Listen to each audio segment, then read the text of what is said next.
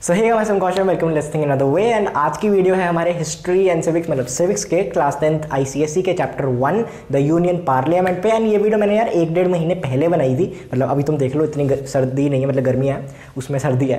तो because of that के वो वीडियो मैंने अपलोड करी थी, बट कुछ खास व्यूज़ भी नहीं आए थे और 1-2 ग्लिच आ गए थे। मतलब बीच में से ना वीडियो कट गई थी और ऐसे ही अपलोड हो रहा था। तो मैं उसे फिर से अपलोड कर रहा हूँ इस वीडियो में। तुम देखना, क्वालिटी में कोई कॉम्प्रोमाइज़ नहीं है। पूरी वीडियो एक चीज़ समझा दी है तुम्हें, लाइन बाय लाइन एक्सप्लेनेशन है, मज़ा आएगा तुम्हें। सो इस वीडियो को पूरा देखना, स्किप मत करना। अगर कोई टॉपिक आता है तो कर भी सकते हो, मतलब मुझे ऐसी कोई दिक्कत नहीं है। एंड अगर पसंद आए तो अपने और दोस्तों के साथ शेयर कर देना। Okay, let's start. हम एक एक लाइन के थ्रू जाएंगे और तुम्हें अच्छे से समझा देंगे कि असली में इसका क्या मतलब चीज़ क्या है इसके चैप्टर की। सो बहुत टाइम वेस्ट कर लिया, finally total history and civics morning star book को शुरू करते हैं। तो चैप्टर का नाम है यार तुम्हारा था यूनियन पार्लियामेंट। यूनियन मतलब जो सेंट्रल अथॉरिटी होती है, ठीक है, कोई देश की। तो मतलब इंडिया में तुम्हें पता है, दिल्ली में जो सेंट्रल अथॉरिटी है, तो जो सेंटर गवर्नमेंट है उसे कहते हैं यूनियन। अब वो टाइम टू टाइम चेंज होती रहती है। अभी बीजेपी है, कभी कोई और थी, कभी कोई और हो सकती है। तो यूनियन गवर्नमेंट, ठीक है, एक ये हो गया। यूनियन पार्लियामेंट क्या है कि जो सेंट्रल क्या पार्लियामेंट है। पार्लियामेंट इज अ बिल्डिंग, जो तुमने वीडियोस वगैरह में देखी होगी, यहाँ पे भी बनी हुई है, ठीक है। तो अगर नहीं गए दिल्ली तो एटलीस्ट फोटोज वगैरह में तो काफ़ी देखा होगा। तो वो जो पार्लियामेंट है वो एक बिल्डिंग है, ठीक है। यहाँ पे लिखा ना यूनियन पार्लियामेंट, बिल्डिंग है। अब सिर्फ बिल्डिंग नहीं है, उसमें कितनी बॉडीज काम करती हैं, क्या क्या है, किसकी क्या क्या, मतलब उनको क्या क्या काम दिए हैं, क्या क्या ड्यूटीज़ हैं, क्या क्या पावर्स हैं, वो सब डिस्कस करेंगे इस चैप्टर में, ठीक है। तो जनरल आइडिया यही सब है, लोकसभा, राज्यसभा, स्पीकर वगैरह पढ़ना है हमें। और इसमें इस वीडियो में तुम्हें एक और चीज़ बता दूं कि जो रिड्यूस सिलेबस होगा वो भी मैं तुम्हें अच्छे से बता दूंगा कि अच्छा ये चीज़ नहीं है, तो मतलब जब तुम फिर से रिवीजन करो चैप्टर तो उसे तुम छोड़ सकते हो। Federal setup in India. अब ये टर्म है फेडरलिज्म। सो फेडरलिज्म है system of government in which the power is divided between the central authority and various constituencies of the country. In contrast to federal government, unitary government is the one in which there is only one level of government with the sub units being subordinate to the central government. अब ये क्या है, देखो federalism एक term होती है जिसमें वो होता है कि कुछ पावर सेंटर के पास होगी, कुछ पावर स्टेट के पास होगी। फेडरल सिस्टम ऑफ गवर्नमेंट, ठीक है, कि ऊपर से भी गवर्न होगा एंड जो हर अलग अलग स्टेट है उनके अपनी पावर्स होंगी। ये होती है एक फेडरल सिस्टम ऑफ गवर्नमेंट। इसमें क्या है कि सेंट्रल अथॉरिटी अलग होगी और ये अलग होगी, ठीक है। अब जो यूनिटरी गवर्नमेंट है इससे बिल्कुल उल्टी। यूनिटरी गवर्नमेंट जो होती है उसमें क्या है कि सिर्फ एक ही गवर्नमेंट है, एक ही सरकार है जो पूरे देश को गवर्न कर रही है, ठीक है। उसके अंडर कोई और सरकार आती नहीं है। अगर आती है तो उसे हम कहते हैं सब यूनिट्स। सब यूनिट्स मतलब कि उसी सरकार के जैसे छोटे छोटे ऑफिसेज हो गए, या फिर मतलब कि तुम ये क्या कहते हैं, इस जगह को, इतने एरिया को, या फिर इस पर्टिकुलर स्टेट को गवर्न करोगे, ये करोगे, वो करोगे, मतलब उसके अंडर ही जो आते हैं, ठीक है। मतलब सबऑर्डिनेट, उसी पार्टी के सबऑर्डिनेट जो मतलब छोटे छोटे ग्रुप्स बना दिए, तुम्हें मैं ही कंट्रोल करूंगा, बस ये है, ठीक है। अब ये तुम्हें अच्छे से देखना, तो तुम चाइना देख लो, चाइना में यही है, एक ही पार्टी है, ठीक है।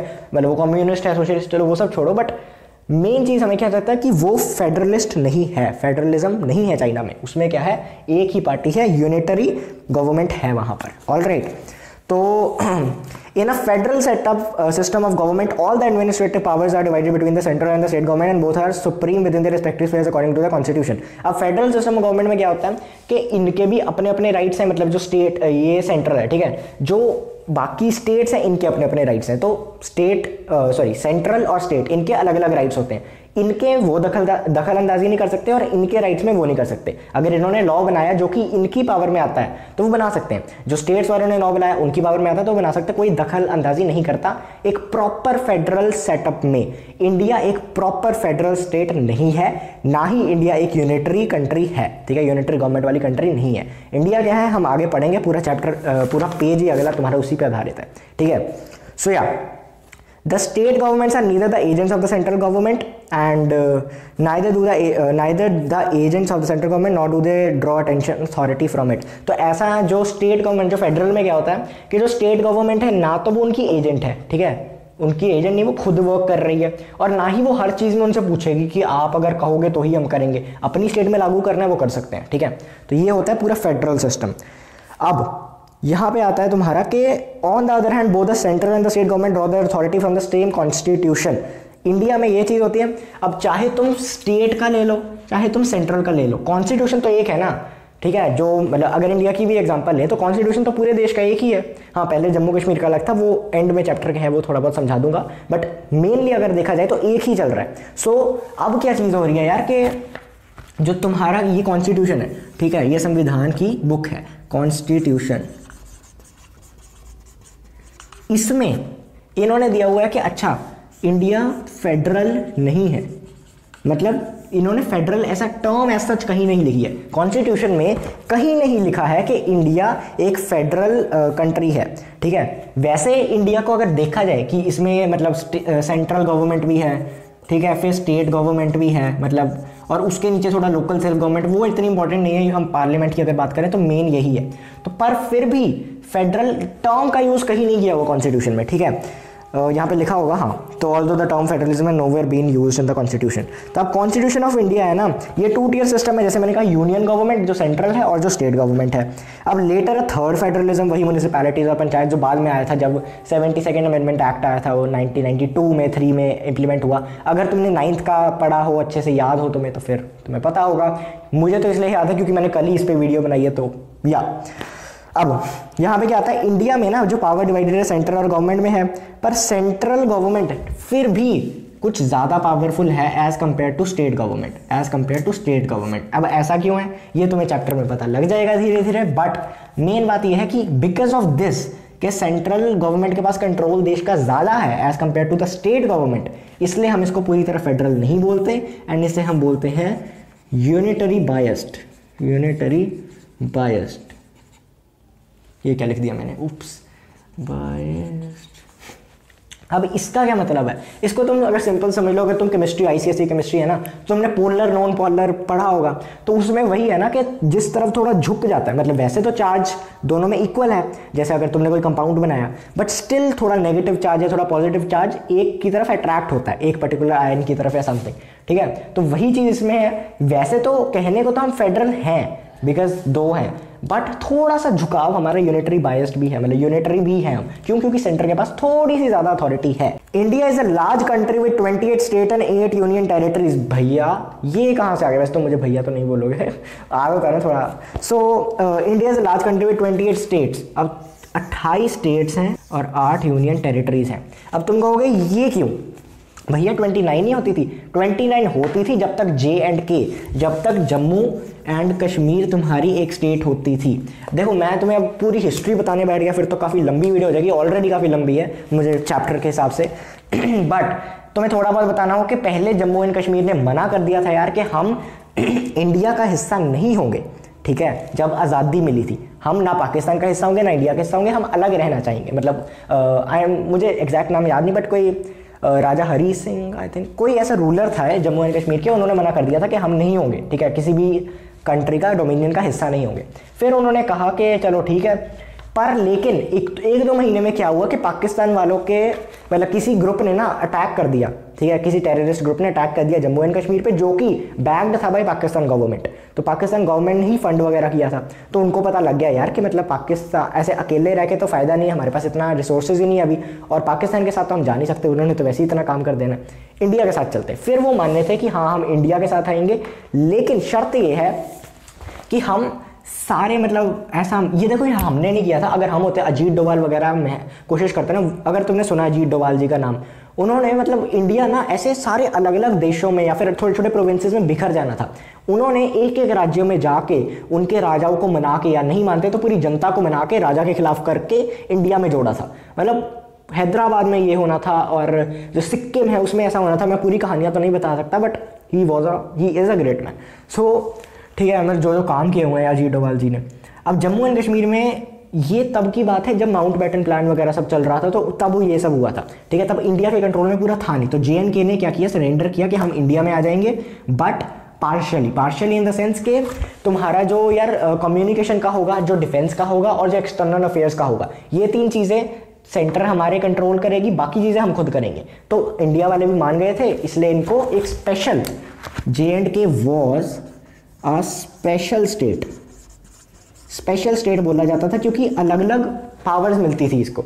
जम्मू एंड कश्मीर को बहुत ऐसी पावर्स मिलती, जैसे अलग अपना फ्लैग होना, ठीक है, अपना कॉन्स्टिट्यूशन होना, अपना संविधान होना, सब चीज़ें J&K के पास थी। बस डिफेंस, कम्युनिकेशन एंड तीसरी चीज़ थी कि फॉरेन अफेयर्स में ये हमारी ही सुननी पड़ेगी इनको, ठीक है। तो ये चीज़ थी। अब क्या हुआ कि जो आर्टिकल 35A और 350 वगैरह निकला, उससे क्या हुआ, यहाँ पे तो मैंने लिखा हुआ है, ठीक है, पिछला एक मिनट, तो यहाँ पे जो आर्टिकल 370 सॉरी 315 370 है, आर्टिकल 370 एंड 35A जब रिवोक हुआ था 2019 में, तब क्या हुआ कि J&K एक स्पेशल स्टेट छोड़ो, एक स्टेट भी नहीं रही। अब J&K is not a state, पहले इसमें गिनी जाती थी 29 थी, अब it is not a state, what it is now, अब ये है एक सिंपल यूनियन टेरिटरी, ठीक है, यूनियन टेरिटरी है। और देखो मतलब अब मुझे पूरा बनाना तो नहीं आता, बट अगर कुछ बहुत मतलब भयंकर ही बनाया मैंने, बट अगर तुम कुछ भी लगाओ ऐसा तो इसको तुम आधा आधा कर दो। पहले ये पूरा जम्मू एंड कश्मीर होता था, अब इसको J&K कर दिया, J&K ऐसे बनाना चाहिए मुझे, ठीक है। ये J&K है, ये एक यूनियन टेरिटरी बना दी है, और ये लद्दाख बना दिया, लद्दाख, ठीक है। तो ये एक अलग यूनियन टेरिटरी है, इसमें कॉन्स्टिट्यूएंसी है, इसमें नहीं है, चलो वो सब हम बाद में कभी करेंगे, ठीक है। इसमें लेफ्टिनेंट गवर्नमेंट अभी आगे तुम्हारा आएगा वो सब, बट ये है J&K वॉज, अब ये एक यूनियन टेरिटरी है, लद्दाख अलग यूनियन टेरिटरी है। तो तुम कहोगे भैया अच्छा एक स्टेट गई, मतलब 29 थी और -1 होगी 28 होगी, मैं समझ गया। पर अब तुम कहोगे कि यार जो अगर 2 यूनियन टेरिटरीज आई हैं तो पहले 7 थी, हमने पढ़ा हुआ है कि 7 यूनियन टेरिटरीज वर देयर, तो 9 होनी चाहिए थी, यहाँ पे 8 ही क्यों लिखी है? तो ये इसलिए बिकॉज देखो ये दोनों आ गई, यहाँ पे 9 यूनियन टेरिटरीज होगी। फिर क्या हुआ कि जो दमन एंड दीव है एंड दादरा एंड नगर हवेली है, 2 यूनियन टेरिटरीज थी ना, ये मर्ज हो गई, ये अब एक ही यूनियन टेरिटरी है, Dadra and Nagar Haveli and Daman and Diu, ये एक यूनियन टेरिटरी है। तो -1 कर दी हमने, कितनी रह गई 8 यूनियन टेरिटरीज, जो कि यहाँ पे लिखा है। सो इंडिया में करंटली ये चीज़ चल रही है, फ्यूचर में कुछ और बदल जाए we don't know, but at the time of making this video at least ये है। तो तुम्हारे पेपर में वैसे आएगा नहीं, बट जनरल नॉलेज, ठीक है। सो अगर तुम्हें नहीं पता था J&K is a union territory now, पहले नहीं थी अब है।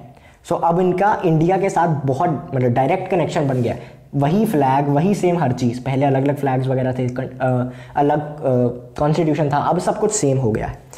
सो ओके, अब ये इंपॉर्टेंट फीचर्स ऑफ फेडरलिज्म थोड़ा पढ़ लेना यार। इसमें क्या है कि मतलब 2 या ज़्यादा लेवल ऑफ गवर्नमेंट होनी चाहिए, जैसे इंडिया में मतलब 3 है, 3 टियर सिस्टम चल रहा है, ठीक है, और वो अलग अलग लोगों के द्वारा गवर्न होनी। देखो जो भी सरकार है उन्होंने गवर्न अल्टीमेटली हमें ही करना है ना, ठीक है। अब मैं जो जनरली कोई भी मतलब स्टेट के तुम लोग हो, तो उसे स्टेट गवर्नमेंट भी गवर्न कर रही है, सेंट्रल ने भी उन्हीं बंदों को करना है, ठीक है। मतलब बंदे तो वही है ना, मतलब पूरे इंडिया को में भी बंदे तो वही सब आते हैं, तो जिनको गवर्न करना है वो तो सेम रहेंगे, बस जिन्होंने गवर्न करना है उनके लेवल बदल जाएंगे, सेंट्रल, स्टेट और फिर तुम्हारा लोकल सेल्फ गवर्निंग बॉडीज आती है, वो सब होता है। अब जो jurisdiction of each level of government specified in the constitution, constitution में बताया हुआ है, ठीक है, कि ये स्टेट लिस्ट है, ये कॉन्करेंट लिस्ट है, ये तुम्हारी यूनियन लिस्ट है, तो कौन कौन से किस पे लॉज बना सकता है, किस पे काम कर सकता है, अमेंडमेंट किस में लेके आ सकता है, वो सब चीज़ें कॉन्स्टिट्यूशन में लिखी हुई है। सो ये चीज़ है ज्यूरिसडिक्शन होता है कि मतलब ज्यूरीज ऐसे लॉज वगैरह बनाना, वो सब काम करना। Fundamental provisions of the constitution cannot be unalterably changed by any one level of government। जो बिल्कुल फंडामेंटल चीजें हैं ना गवर्नमेंट की, जैसे अब कॉन्स्टिट्यूशन में एक एक शब्द का मतलब है, तभी उन्होंने कभी फेडरलिज्म नहीं लिखा। अगर फेडरलिज्म लिखना होता तो इक्वल राइट्स देने पड़ते हैं इन दोनों को, उसमें दिक्कत हो जाती फिर। इसलिए कॉन्स्टिट्यूशन ऐसे बनाई गई, मतलब मैं तो हर बार कॉन्स्टिट्यूशन की इतनी तारीफ करता हूँ ना, मतलब हो जाती मुझसे तारीफ, इतने तकड़े लेवल पे बनाई हुई है कि इतने सालों बाद भी उसके इतने मतलब मतलब निकल के फायदे निकल के आ रहे हैं। सो एक एक वर्ड ऐसा, मतलब जो बेसिक्स है ना कॉन्स्टिट्यूशन के, कि अब यहाँ पे कहा है कि डेमोक्रेटिक है, तो कोई ना तो स्टेट ना सेंट्रल उसको ऐसा नहीं बदल सकती, कोई भी चीज़ नहीं बदल सकती, तुम ऐसे उसे डेमोक्रेसी से डिक्टेटरशिप नहीं बना सकते, right. The disputes between different level of government which arise due to the exercise of the respective powers is settled by courts। तो कोर्ट सेटल करती है अगर दोनों ने कुछ ऐसा किया है कि मतलब कोई स्टेट कहती है, उत्तराखंड कहती है, उत्तर प्रदेश कहती है कि हमें ये चीज़ करानी है, सेंट्रल मना कर देती है, मतलब वो तो चलो एक ही पार्टी है, बट कैसे कोई और पार्टी मना करती है समथिंग, तो उसमें वो कोर्ट डिसाइड करती है, ठीक है, सुप्रीम कोर्ट होती है mostly. Sources of revenue for each level of government are clearly democratic to ensure their financial autonomy. तो जो सोर्सेज ऑफ रेवेन्यू है वो भी कॉन्स्टिट्यूशन में लिखे हुए हैं कि स्टेट पैसा कैसे कमाएगी और जो सेंट्रल है वो तुम्हारे पैसे कैसे कमाएगी, ठीक है। अब ये हम पढ़ रहे थे, it is not possible in the Indian federal system for the states to break away the separate unit from the union territory. अब जैसे मैंने कहा ना, ये अब ब्रेक नहीं हो सकती, अब तो ये कानून है, बट पहले जब उनको ऑप्शन मिली थी तो कितनी ही स्टेट्स ने इंडिया से अलग हो जाना था, but because of a man, मैं यहाँ पे हरे अक्षरों से नाम लिखना चाहूँगा, अजीत डोभाल, स्पेलिंग तो ना गलत लिख दो। So Ajit Doval was a person जिस बंदे ने काफ़ी कुछ सही तरीके से किया, एंड इंडिया आज जैसी है इनकी वजह से है, नहीं तो मतलब हैदराबाद जैसे मैंने कहा तुम्हें अलग होनी थी, एंड काफ़ी स्टेट्स ऐसे बदल जानी थी, अलग अलग होनी थी। A federal system is the only system suitable to a country like India consisting various types of people. India में फेडरल सिस्टम ही चलना था, बिकॉज अगर एक ही ऊपर से गवर्न करती तो वो लोगों से जुड़ नहीं पाती, इसलिए हमें फेडरल सिस्टम चाहिए कि जड़ तक जैसे जाए। पंचायती राज सिस्टम का मकसद भी तो यही है ना। This is of the outermost importance if India is to be saved from separatist forces fighting for fragmentation and provincialism of the country. मतलब ये सिर्फ यही चीज़ इंडिया को बचा सकती है। यही तो काफ़ी ऐसे स्टेट्स वगैरह में होता है ना कि फ्रेगमेंटेशन की, हमें तो भाई अलग चाहिए, हमें तो इंडिया में रहना ही नहीं, हमें पार्ट हमारा अलग कर दो, हमें अपनी स्टेट अपनी कंट्री बनना है। तो वो सब नहीं हो सकता बिकॉज ऑफ, अब वो करेंगे नहीं क्योंकि उनके पास अपनी एक स्टेट गवर्नमेंट अगर नहीं होती, उन्होंने कहना था ये तो भाई मतलब सरासर नाइंसाफी, हमारा तो कोई कंट्रोल ही नहीं है अपनी देश के ऊपर, अपनी स्टेट के ऊपर, तो हम तो ऑप्ट आउट करेंगे। सो ये एक फायदा है। There are division of the legislative and administrative powers. अब लेजिस्लेटिव, ये बच्चों को वर्ड नहीं समझ आते, काफ़ी कंफ्यूज होते हैं, समझ लो। लेजिस्लेटिव मतलब लॉज बनाना, लेजिस्लेटिव लॉज बनाना, लोकसभा राज्यसभा वगैरह में तुम्हारे लॉज बनेंगे, लेजिस्लेटिव असेंबली में लेजिस्लेटिव काउंसिल में लॉज बनेंगे, ठीक है, ये लॉज के लिए है। एंड एडमिनिस्ट्रेटिव मतलब मैनेज करना, तुम कह सकते हो IAS IPS, वो सब लोग एडमिनिस्ट्रेशन में ना, IAS इंडियन एडमिनिस्ट्रेटिव सर्विसेज वगैरह में आते हैं, तो UPSC वगैरह, समझ रहे हो। Between the union and the state government, and none of them could violate the limitations imposed by the constitution. The Supreme Court stand at the head of the judiciary. तो इसमें क्या बोल रहे हैं कि देखो जो डिवीजन है ना, ये बनाई गई है यूनियन और स्टेट गवर्नमेंट में, के लॉज भी अपनी स्टेट के तुम कुछ हद तक बना सकते हो, पूरे देश के तुम तभी बना सकते हो अगर स्टेट्स माने, तो ये दोनों तरीके से चलता है। और एडमिनिस्ट्रेटिव पावर्स भी, कि अपने देश को मैनेज कैसे करना है, अपनी स्टेट को मैनेज कैसे करना है, तो अपने अपने थोड़े हैं कि हाँ ऊपर से कानून आएगा बट वो लागू किस हद तक होएगा वो स्टेट डिसाइड करेगी। मतलब एग्जैक्टली क्या है वो तो कॉन्स्टिट्यूशन पढ़ के पता लगेगा, बट जितना हमें चैप्टर में लिखा मैं तुम्हें समझा दूंगा। So the supreme court stands at the head of the judiciary to safeguard the distribution of powers and to prevent any action which violates the limitations imposed by constitution. तो जो सुप्रीम कोर्ट है ना, ये बिल्कुल ऊपर है, तुम्हें पता ही है, मतलब सुप्रीम कोर्ट है, फिर हाई कोर्ट्स होते हैं, फिर उसके नीचे जो सबऑर्डिनेट कोर्ट्स नॉर्मल कोर्ट्स होते हैं वो होते हैं। तो जो सुप्रीम कोर्ट है वो रोकता है कि डिस्ट्रीब्यूशन जो है ये अच्छे से हो रही है, ऐसा तो नहीं है कि मतलब कोई भी कुछ कर रहा है और मतलब कि स्टेट पे कोई ऐसी चीज़ बना रहा है जो कि कॉन्स्टिट्यूशन के खिलाफ है, ऐसा लॉ बना ही नहीं सकता, तो फिर तुम्हें पता लग जाएगा। The states have been given the right to participate in the functioning of the government. India has an bicameral legislature. Bicameral legislature मतलब कि मतलब दो होते हैं ना राज्य, हमारा लोकसभा हो गया राज्यसभा हो गया, तो बाई कैमरल मतलब चैम्बर्स या फिर हाउसेस कितने हैं, तो हमारे दो हाउसेस हैं। कौन से दो हाउसेस हैं? पहला है हमारा लोकसभा, दूसरा है हमारा Rajya Sabha. Lok Sabha Rajya Sabha, Lok Sabha is house of people hope and Rajya Sabha is council of states, COS, ठीक है। पहले इसे काउंसिल ऑफ स्टेट्स पहले मिनिस्टर्स बोलते थे, चलो जो भी है। तो Lok Sabha is house of people, ये लोगों का होता है, इनको हम डायरेक्टली अपॉइंट करते हैं, ठीक है। जो लोकसभा के मेंबर्स हैं इन सबको हम डायरेक्टली खुद वोट करते हैं, मतलब 18+ जो लोग होते हैं वो लोग करते हैं। जो राज्यसभा होती है वो है काउंसिल ऑफ स्टेट्स, इनको लोकसभा के मतलब अब जैसे लेट्स से तुमने MLAs किए वगैरह सब, अब राज्यसभा में कैसे लोग इलेक्ट होंगे वो हम आगे पढ़ेंगे चैप्टर में, बट अभी तुम्हें जनरल समझ लो कि it is council of states, ठीक है। क्यों बोला जाता है वो भी आगे आएगा।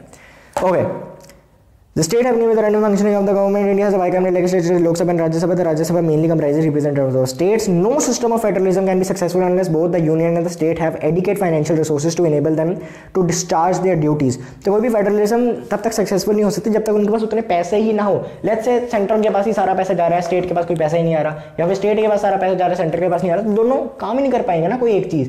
दोनों को कैसे काम करना है कि इक्वल डिस्ट्रीब्यूशन हो। इक्वल डिस्ट्रीब्यूशन हमारे कॉन्स्टिट्यूशन में लिखी हुई है। जैसे GST की एग्जांपल लो, GST मतलब कॉन्स्टिट्यूशन में है नहीं, but just for the sake of example मैं तुम्हें समझाता हूँ। GST में तुमने पढ़ा होगा ना कि क्या बोलते थे कि मतलब स्टेट टू स्टेट, एक ही स्टेट के अंदर अंदर करना है, तो क्या होगा कि वहाँ पे तुम्हारी CGST लगेगी, SGST लगेगी, और वो क्या होगी मतलब central GST and state GST। CGST और SGST में वही था ना, इक्वल। जैसे अगर 18% लग रही है कोई गुड पे तो 9% ऐसे जाएगी ना, तो वही चीज़ है कि उन्होंने अकॉर्डिंग टू द कॉन्स्टिट्यूशन कोई ऐसी पर्टिकुलर चीज़ पे इक्वल डिस्ट्रीब्यूशन होगा, ठीक है, ताकि स्टेट जो गवर्नमेंट है इसके पास भी इतना पैसा हो कि ये काम कर पाए लोगों की भलाई में, एंड सेंट्रल के पास भी इतना पैसा हो कि ये काम कर पाए। Alright, so this was the basics. अब हम पढ़ते हैं नॉन फेडरल और यूनिटरी फीचर्स। ये सब थे फेडरल सिस्टम्स, ठीक है। यहाँ पे तुम्हें लिखा हुआ है कि इंपॉर्टेंस ऑफ फेडरल सेटअप। अब हम पढ़ेंगे कि कैसे जैसे हमने बता दिया कि इंडिया फेडरल कैसे है, ठीक है, हमने बता दिया इंडिया फेडरल कैसे है। अब हम बताएंगे कि यूनिटरी बायस्ड इंडिया क्यों है या फिर कैसे है, क्या सबूत है हमारे पास ये बोलने के, ठीक है। अब ये पूरा ये जो पेज है ये सिर्फ इसी पे है। एंड तुम में से यार काफ़ी लोग ऐसे पूछोगे कि ये जो है ये पढ़ना है कि नहीं, ये जो मतलब सीटें लिखी हुई हैं कि राज्यसभा में कितनी है, लोकसभा में कितनी है, नहीं पढ़नी है, ठीक है। मतलब मेन तुम याद कर जाओ, उत्तर प्रदेश में तुम्हारे राज्य लोक में, क्योंकि सबसे ज़्यादा पॉपुलेशन है तो सबसे ज़्यादा वही होगा, कहाँ, अच्छा, तो उसमें तुम्हारे लोकसभा में 80 सीट्स हैं एंड राज्यसभा में 31। वैसे ये नहीं आएगा, बस अगर मुश्किल से कोई आया तो ये आएगा कि सबसे ज़्यादा किस में है, उत्तर प्रदेश में। एंड यूनियन टेरिटरीज में तुम्हारे दिल्ली में है, हाँ दिल्ली में तुम्हारी लोकसभा में सबसे ज़्यादा है एंड राज्यसभा में जम्मू एंड कश्मीर से।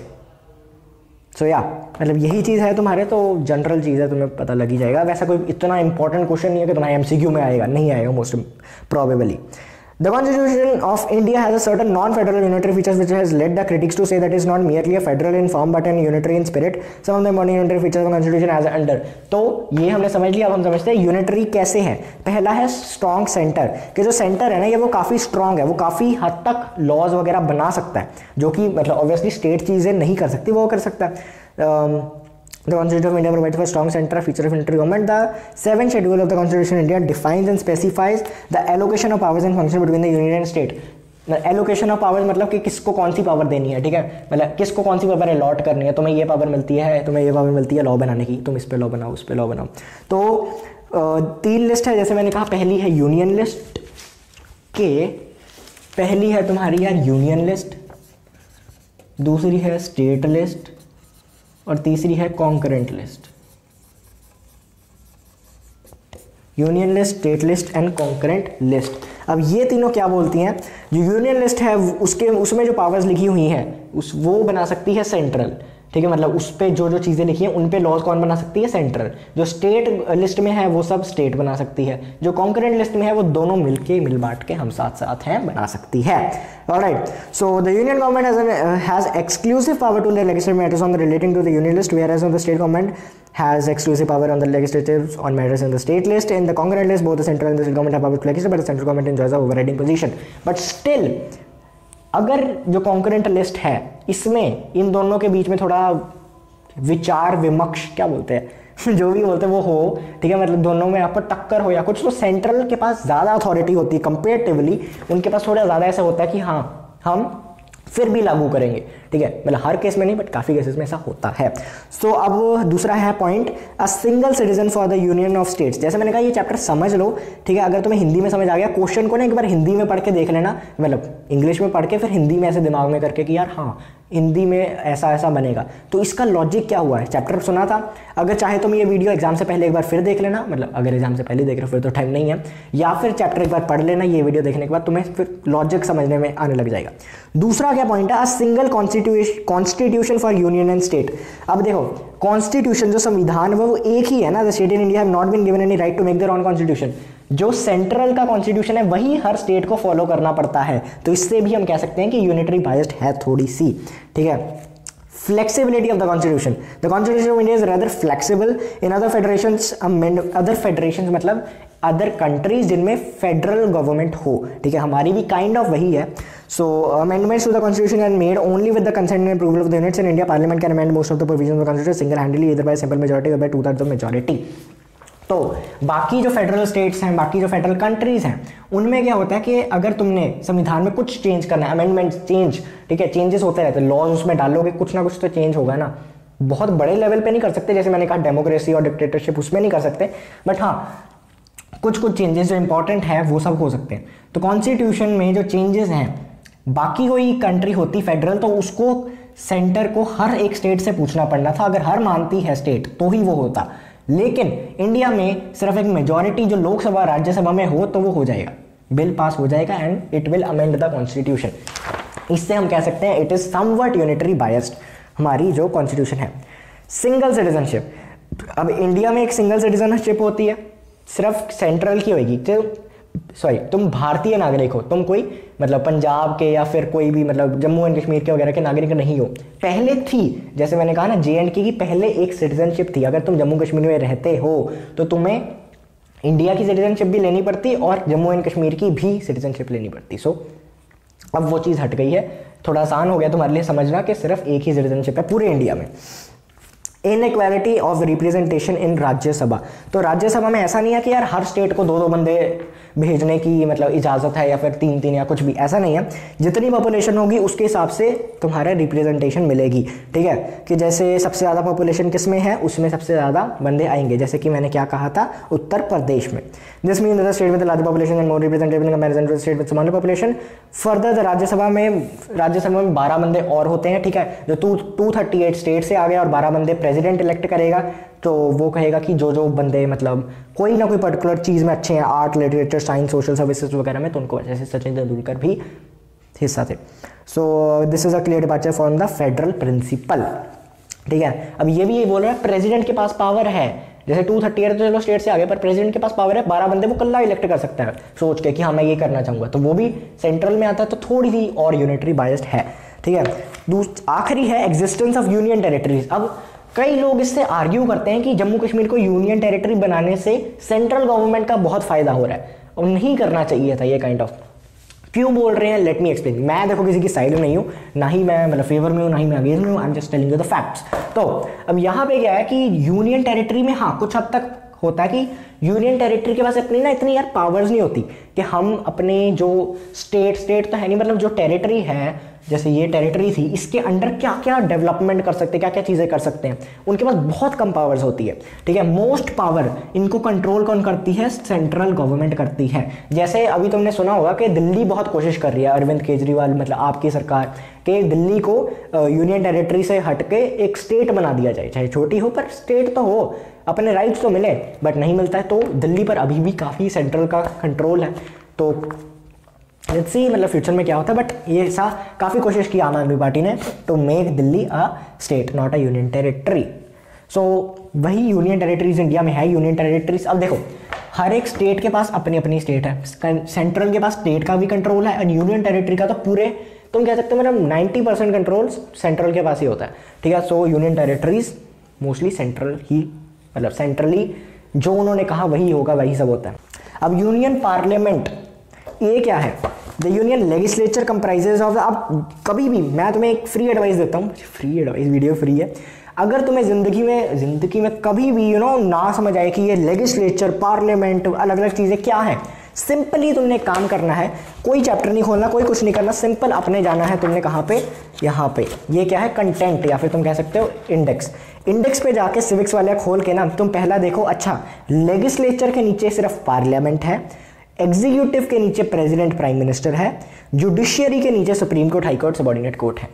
तो इसका क्या मतलब है, अच्छा जुडिशियरी मतलब जो मतलब न्यायपालिका, न्याय देगी, जो न्याय कौन कौन देती है, ऑब्वियसली हमारा supreme court, high court and subordinate court, पता ही है। उसके ऊपर आता है यूनियन एग्जीक्यूटिव मतलब एग्जीक्यूट, काम एग्जीक्यूट कराना, असली पावर एग्जीक्यूट कराना कौन कौन करा सकता है, प्राइम मिनिस्टर और प्रेसिडेंट। प्रेसिडेंट कैसे, साइन वगैरह, देखो कोई भी लॉ पास होगा जब तक प्रेसिडेंट के साइन नहीं होते it would not be a law, मतलब बिल पास होगा वो लॉ तभी बनेगा जब प्रेसिडेंट के साइन होंगे। प्राइम मिनिस्टर का क्या चीज़ है, प्राइम मिनिस्टर का सिंपल मतलब ऑब्वियसली जो एग्जीक्यूट करते हैं हर चीज़ को मोस्टली प्राइम मिनिस्टर ही करता है। उसके बाद लेजिस्लेचर मतलब कानून बनाना कौन बनाएगा कानून, पार्लियामेंट। अब पार्लियामेंट कानून बनाएगा, ठीक है। पार्लियामेंट के 3 हिस्से कह लो या कुछ भी कह लो, ठीक है। पहला है प्रेसिडेंट, मैं तुम्हें बताता हूँ। दूसरा है तुम्हारा यहाँ पे राज्यसभा और तीसरा है तुम्हारा यहाँ पे लोकसभा, ठीक है। अब तुम कहोगे प्रेसिडेंट इनका हिस्सा नहीं होता, वेल काइंड ऑफ होता है बट अलग भी होता है। अब इसके बारे में ज़्यादा आज इस चैप्टर में है नहीं, बट स्टिल थोड़ा बहुत डिफरेंशिएट बता दूंगा। ओके, अब यूनियन लेजिस्लेचर मतलब president in the houses of the two people, house of the people and the council of states. In a democracy people are their own masters, are their representative democracy where people exercise their sovereign power through their elected representatives. तो तुम अपनी powers को enjoy कैसे करते हो India में, enjoy in the sense कि मतलब तुम्हारे पास पावर है ना रिप्रेजेंट करने की, खुद हर कोई तो नहीं खड़ा हो सकता इलेक्शंस में, तो हम कोई अपने रिप्रेजेंटेटिव को करते हैं कि ये हमारे लिए काम करेगा, हमारे लिए कानून बनाएगा या फिर मतलब हमारे सपोर्ट करेगा ना। हाँ मतलब एटलीस्ट मान के तो हम यही चलते हैं, बाद में कुछ हो ना हो बात अलग है। सो या वही चीज़ यहाँ पे होती है, रिप्रेजेंट डेमोक्रेसी से कहते हैं। The parliament is a body of the people representatives who have supreme power of the governance in the democratic country. ठीक है, जस्ट लाइक हमने एमपीज को वोट डाल दी, एमपीज यहाँ पे लोकसभा में भर गए, अब लोकसभा कानून बनाएगी, तो लोकसभा कानून बना दी, वही कानून हमारे पे लागू होंगे, तो सर्कल ही है लोकसभा। अब लोकसभा पे सबसे पहले बात करते हैं जो कि है यहाँ पर। Alright, The Lok Sabha is the house of the people. The member of the Lok Sabha directly elected by the people of India. तो member of the Lok Sabha directly elected by the people of India. जो MPs के election होते हैं वो इनके लिए ही होते हैं। अब देखो जो राज्यसभा है इट इज इनके मेंबर्स को भी मेंबर ऑफ पार्लियामेंट ही बोला जाता है, बट जिनको तुम वोट डालते हो जिन एमपीज को वो सिर्फ लोकसभा के होते हैं। You can't vote Rajya Sabha directly. Lok Sabha की टर्म तुम्हें पता है हर चीज की, राज्यसभा को छोड़ के और एक मेयर को छोड़ के, मेयर तुम्हें आएगा नहीं वो 9th में था, हर चीज की टर्म 5 साल होती है मोस्टली इंडिया में। ठीक है, सो 5 साल है इसकी भी, and however it can be dissolve before the expiry of nomination. अब वैसे तो 5 साल है 5 years, but it can be dissolve early, जल्दी डिसॉल्व हो सकता है। कैसे? अगर प्रेसिडेंट डिसॉल्व कर दे on the advice of prime minister. ये डिसॉल्विंग वाली चीजें याद कर लेना। अच्छा, प्रेसिडेंट डिसॉल्व कर सकता है on advice of prime minister. जब तुमने प्राइम मिनिस्टर वाली जो सरकार है उसे गिराना है तो वो मेजॉरिटी से होगी, नो कॉन्फिडेंस वगैरह वो आगे आएगा। बट अगर तुमने लोकसभा में डिसॉल्व करना है तो वो तभी होगा president on the advice of prime minister, president करेगा on the advice of prime minister. अब Lok Sabha during the proclamation of emergency the period of the Lok Sabha में भी एक्सटेंडेड बाय द पार्लियामेंट। तो अगर कभी इमरजेंसी वगैरह है एंड मतलब देश में वैसी तरह दंगे या फिर कोई पर्टिकुलर चीज़ कोविड या कुछ भी हो रहा है, उस समय ही इतना उलझे हुए हैं कि इलेक्शंस कराने का टाइम ही नहीं है, क्योंकि ये तो लोगों ने इलेक्शन करने, अगर वहाँ पे इतनी हालत ही खराब होगी तो कौन इलेक्शन पे आएगा वगैरह सब। तो इसको एक्सटेंड किया जा सकता है, चलो 1 साल तक तुम इलेक्शन नहीं होते, 5 साल की टर्म 6 साल करी जा सकती है एक टाइम पे। अगर 1 साल बाद भी फिर से वो सब हो रहे तो 1 साल और एक्सटेंड की जा सकती है। The new Lok Sabha must be elected with in 6 months after the national emergency is lifted. अगर नेशनल इमरजेंसी लिफ्ट हो गई है तो 6 महीने के अंदर अंदर तुम्हें इलेक्शन करने पड़ेंगे। The union territory Daman and Diu Dadra Nagar Haveli, वही मैंने कहा जो मर्ज हो गई वो इसमें बताया गया है। कॉम्पोजिशन देखो 550 मेंबर्स होते हैं इसमें, 550 मेंबर्स। पहले 552 होते थे, बट जो 2 एंग्लो इंडियन की सीट्स होती थी वो हटा दी गई थी 2019 में, इसलिए अब 550 हैं। इतना ही मतलब है हमें 550 हैं। ठीक है, इसमें 250 होते हैं, बस 550 है। अभी हम लोकसभा पे फोकस करते हैं। Not more than 530 members shall represent the states and not more than 20 members shall represent the union territories। तो इसमें क्या सिस्टम है? 550 कैसे? 530 + 20 मतलब 530 स्टेट से होने चाहिए, मतलब इससे ज़्यादा नहीं होने चाहिए, कम हो सकते हैं बट ज़्यादा नहीं होने चाहिए, और 20 किससे? यूनियन टेरिटरी से होने चाहिए। तो अभी तुम चाहे गिन लो कितनी, इससे ज़्यादा होंगे नहीं लोकसभा में। 1 + 1 2 4 10 17, हाँ तो 20 ही है। तो अभी तुम पिछले पेज पे देख लो जितने भी तुम्हारे यूनियन टेरिटरी है वो 20 ही हैं। ठीक है, तो नंबर में सो ऑल राइट, अब 550 ये हो गया है number. And the 104th constitutional amendment act passed in January 2020 did away with the provisions. अच्छा 2020 में ही हुआ, एंग्लो इंडियंस का वगैरह सब वही मैंने कहा। The allotment members of to the various states is made on the population basis. तो अब ऐसा नहीं है कि 530 हैं तो 530 डिवाइडेड बाय 28 कर दो, ऐसा नहीं होता। वो होता है कि इट्स लाइक कि जिसमें जितनी पॉपुलेशन है उसके हिसाब से रखा जाएगा। तो जब जैसे सबसे ज़्यादा पॉपुलेटेड है कौन सी? उत्तर प्रदेश, उसको 80 दिए हैं। महाराष्ट्र में 48 मेंबर्स हैं। ठीक है, एंड गोवा मणिपुर वगैरह में 2-2 हैं, एंड बाकी सब वही है। ये तुम्हें याद करने की ज़रूरत नहीं है। Qualification for membership. अब क्वालिफिकेशन क्या क्या होती है मेंबरशिप की?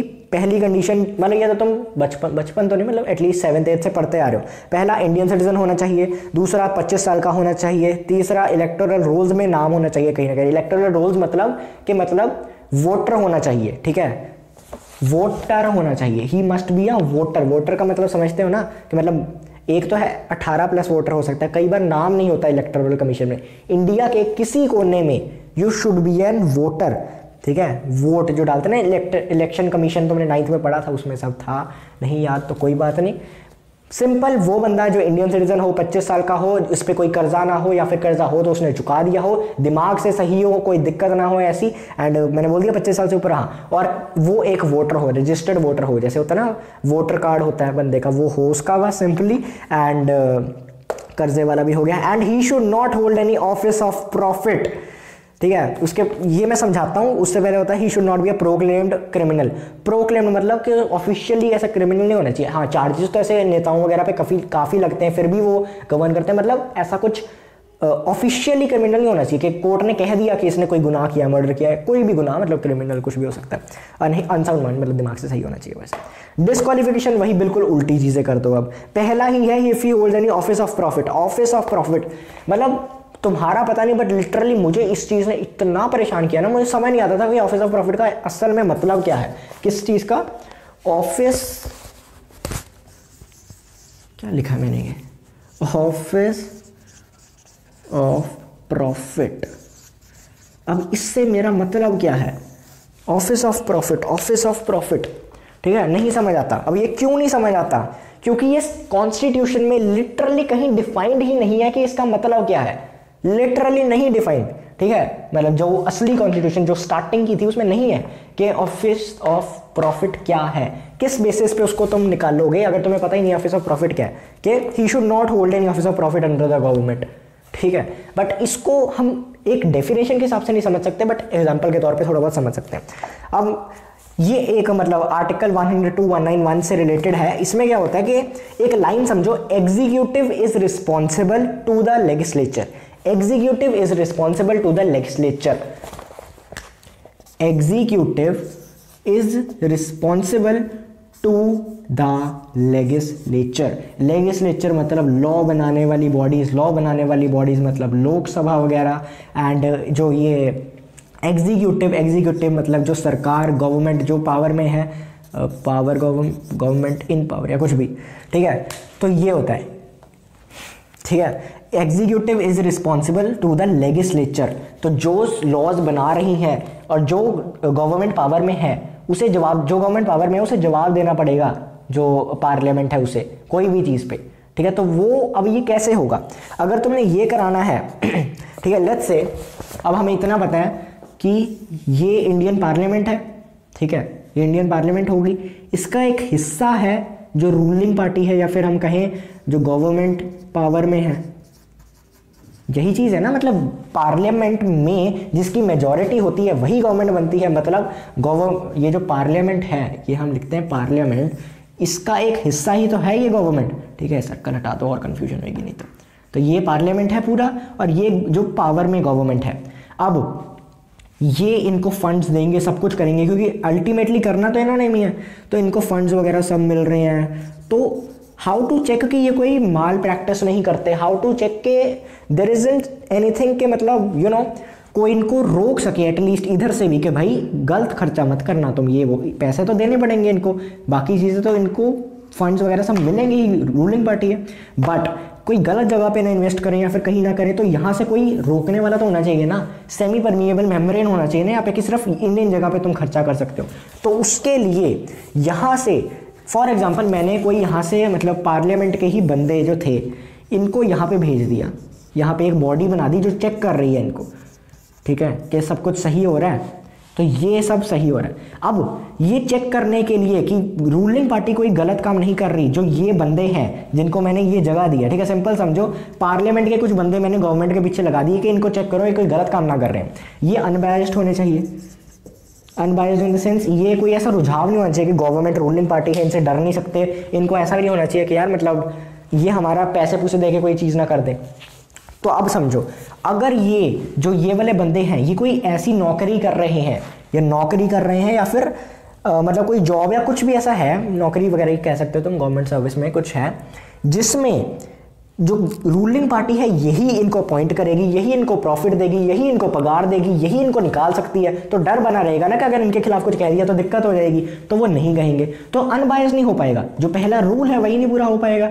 इसलिए तो पार्लियामेंट में वही लोग आ सकता है, या फिर अभी हम लोकसभा की बात कर रहे हैं, उसमें भी वैसे राज्य में सेम ही होगा, बट लोकसभा में जो बात कर रहे हैं इसमें वही आदमी आ सकता है जो कि इस गवर्नमेंट में ऑफिस ऑफ प्रॉफिट के अंडर ना हो। ऑफिस ऑफ प्रॉफिट पूरी तरीके से डिफाइंड नहीं है, बट कुछ ऐसा सा सिनेरियो बनेगा, ठीक है, कि मतलब अगर जैसे फॉर एग्जांपल मैं तुम्हें एक एग्जांपल से समझाता हूँ। एक बार क्या हुआ था मुझे याद नहीं, पर झारखंड के कोई चीफ मिनिस्टर थे, अब वो चीफ मिनिस्टर भी बन गए, ठीक है, चीफ मिनिस्टर भी बन गए, मतलब चीफ मिनिस्टर बन गए तो इन द सेंस के एमएलए वगैरह में भी चले गए, ठीक है, एमपी बन गए।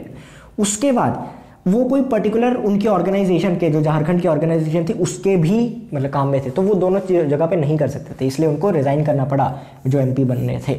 इसलिए थोड़ा बहुत ऐसे है, मतलब इतना तो मैं समझने की जरूरत नहीं। बस ऑफिस ऑफ प्रॉफिट वो चीज़ होती है कि सरकार, अगर तुमने एमपी बनना है, मेंबर ऑफ पार्लियामेंट बनना है, तो मेंबर ऑफ पार्लियामेंट, देखो पार्लियामेंट क्यों है, मेनली लॉज बनाने के लिए, और साथ में जो असली गवर्नमेंट है उसको चिढ़ाना है, इन द सेंस के मतलब उनको कहने के लिए कि तुम गलत हो, ठीक है। ऑपोजिशन का यही काम है ना कि अगर कोई गलत काम है तो बोल लो गलत हो तुम लोग, नहीं तो उनके पास तो पूरी पावर है, वो तो कुछ भी कर सकते हैं देश का। तो इसलिए वो रोकने के लिए अनबायस्ड होना जरूरी है। अनबायस्ड तुम तभी हो पाओगे जब इनका कोई हाथ नहीं होगा। तो ऑफिस ऑफ प्रॉफिट, एक केस हुआ था यार जया बच्चन वगैरह जी का, कि वो बन गए थे एमपी एंड फिर दिक्कत आ गई थी कि वो कोई मतलब सिनेमा का कुछ था, कुछ उत्तर प्रदेश में, उनकी वो प्रेसिडेंट थी, तो ऑफिस ऑफ प्रॉफिट के अंडर आई और उनको हटा दिया गया। अब यहाँ पे इतनी सब दिक्कतों के बाद उन्होंने क्या सोचा कि जो ऑफिस ऑफ प्रॉफिट एक्ट है इसको हटा दिया जाए, ये जो चीज़ लिखी है इसको हटा दिया जाए, लोगों ने सोचा, मतलब मेंबर ऑफ पार्लियामेंट्स ने। तो इन्होंने क्या किया कि इनको छोड़ देते हैं। 2006 में ये काट दिया गया, मतलब बिल पास हो रहा था कि बस इसको छोड़ दो, ये इतना क्यों पागल करना है, ठीक है, इसको हम छोड़ रहे हैं। तब क्या हुआ था, जो कलाम सर थे, doctor APJ Abdul Kalam sir, वो काफ़ी गुस्से हो गए थे। उन्होंने एक क्या बोलते हैं उसे, उन्होंने एक सस्पेंसिव विटो, क्या मैं खुद भूल रहा हूँ क्या बोलना है, सस्पेंसिव विटो यूज़ करी थी।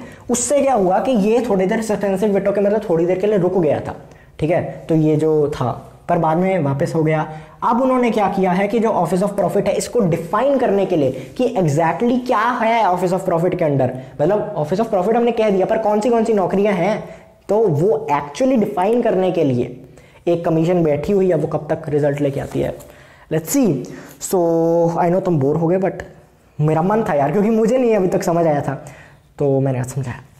If he is of unsound mind, and unsound mind मतलब थोड़ा दिमाग से mentally ill, and stands out declared if a competent court, ठीक है, कॉम्पिटेंट मतलब कोई एबिलिटी वाला कोर्ट। अगर इतना सब बोलना है तो मतलब एटलीस्ट हाई कोर्ट तो बोले, हाई कोर्ट, सुप्रीम कोर्ट, ठीक है, नॉर्मल कोर्ट ऐसा नहीं कि न्यायपालिका बोल रही है, मतलब न्यायपालिका जो पंचायत वगैरह में होता है वो नहीं चलेगा।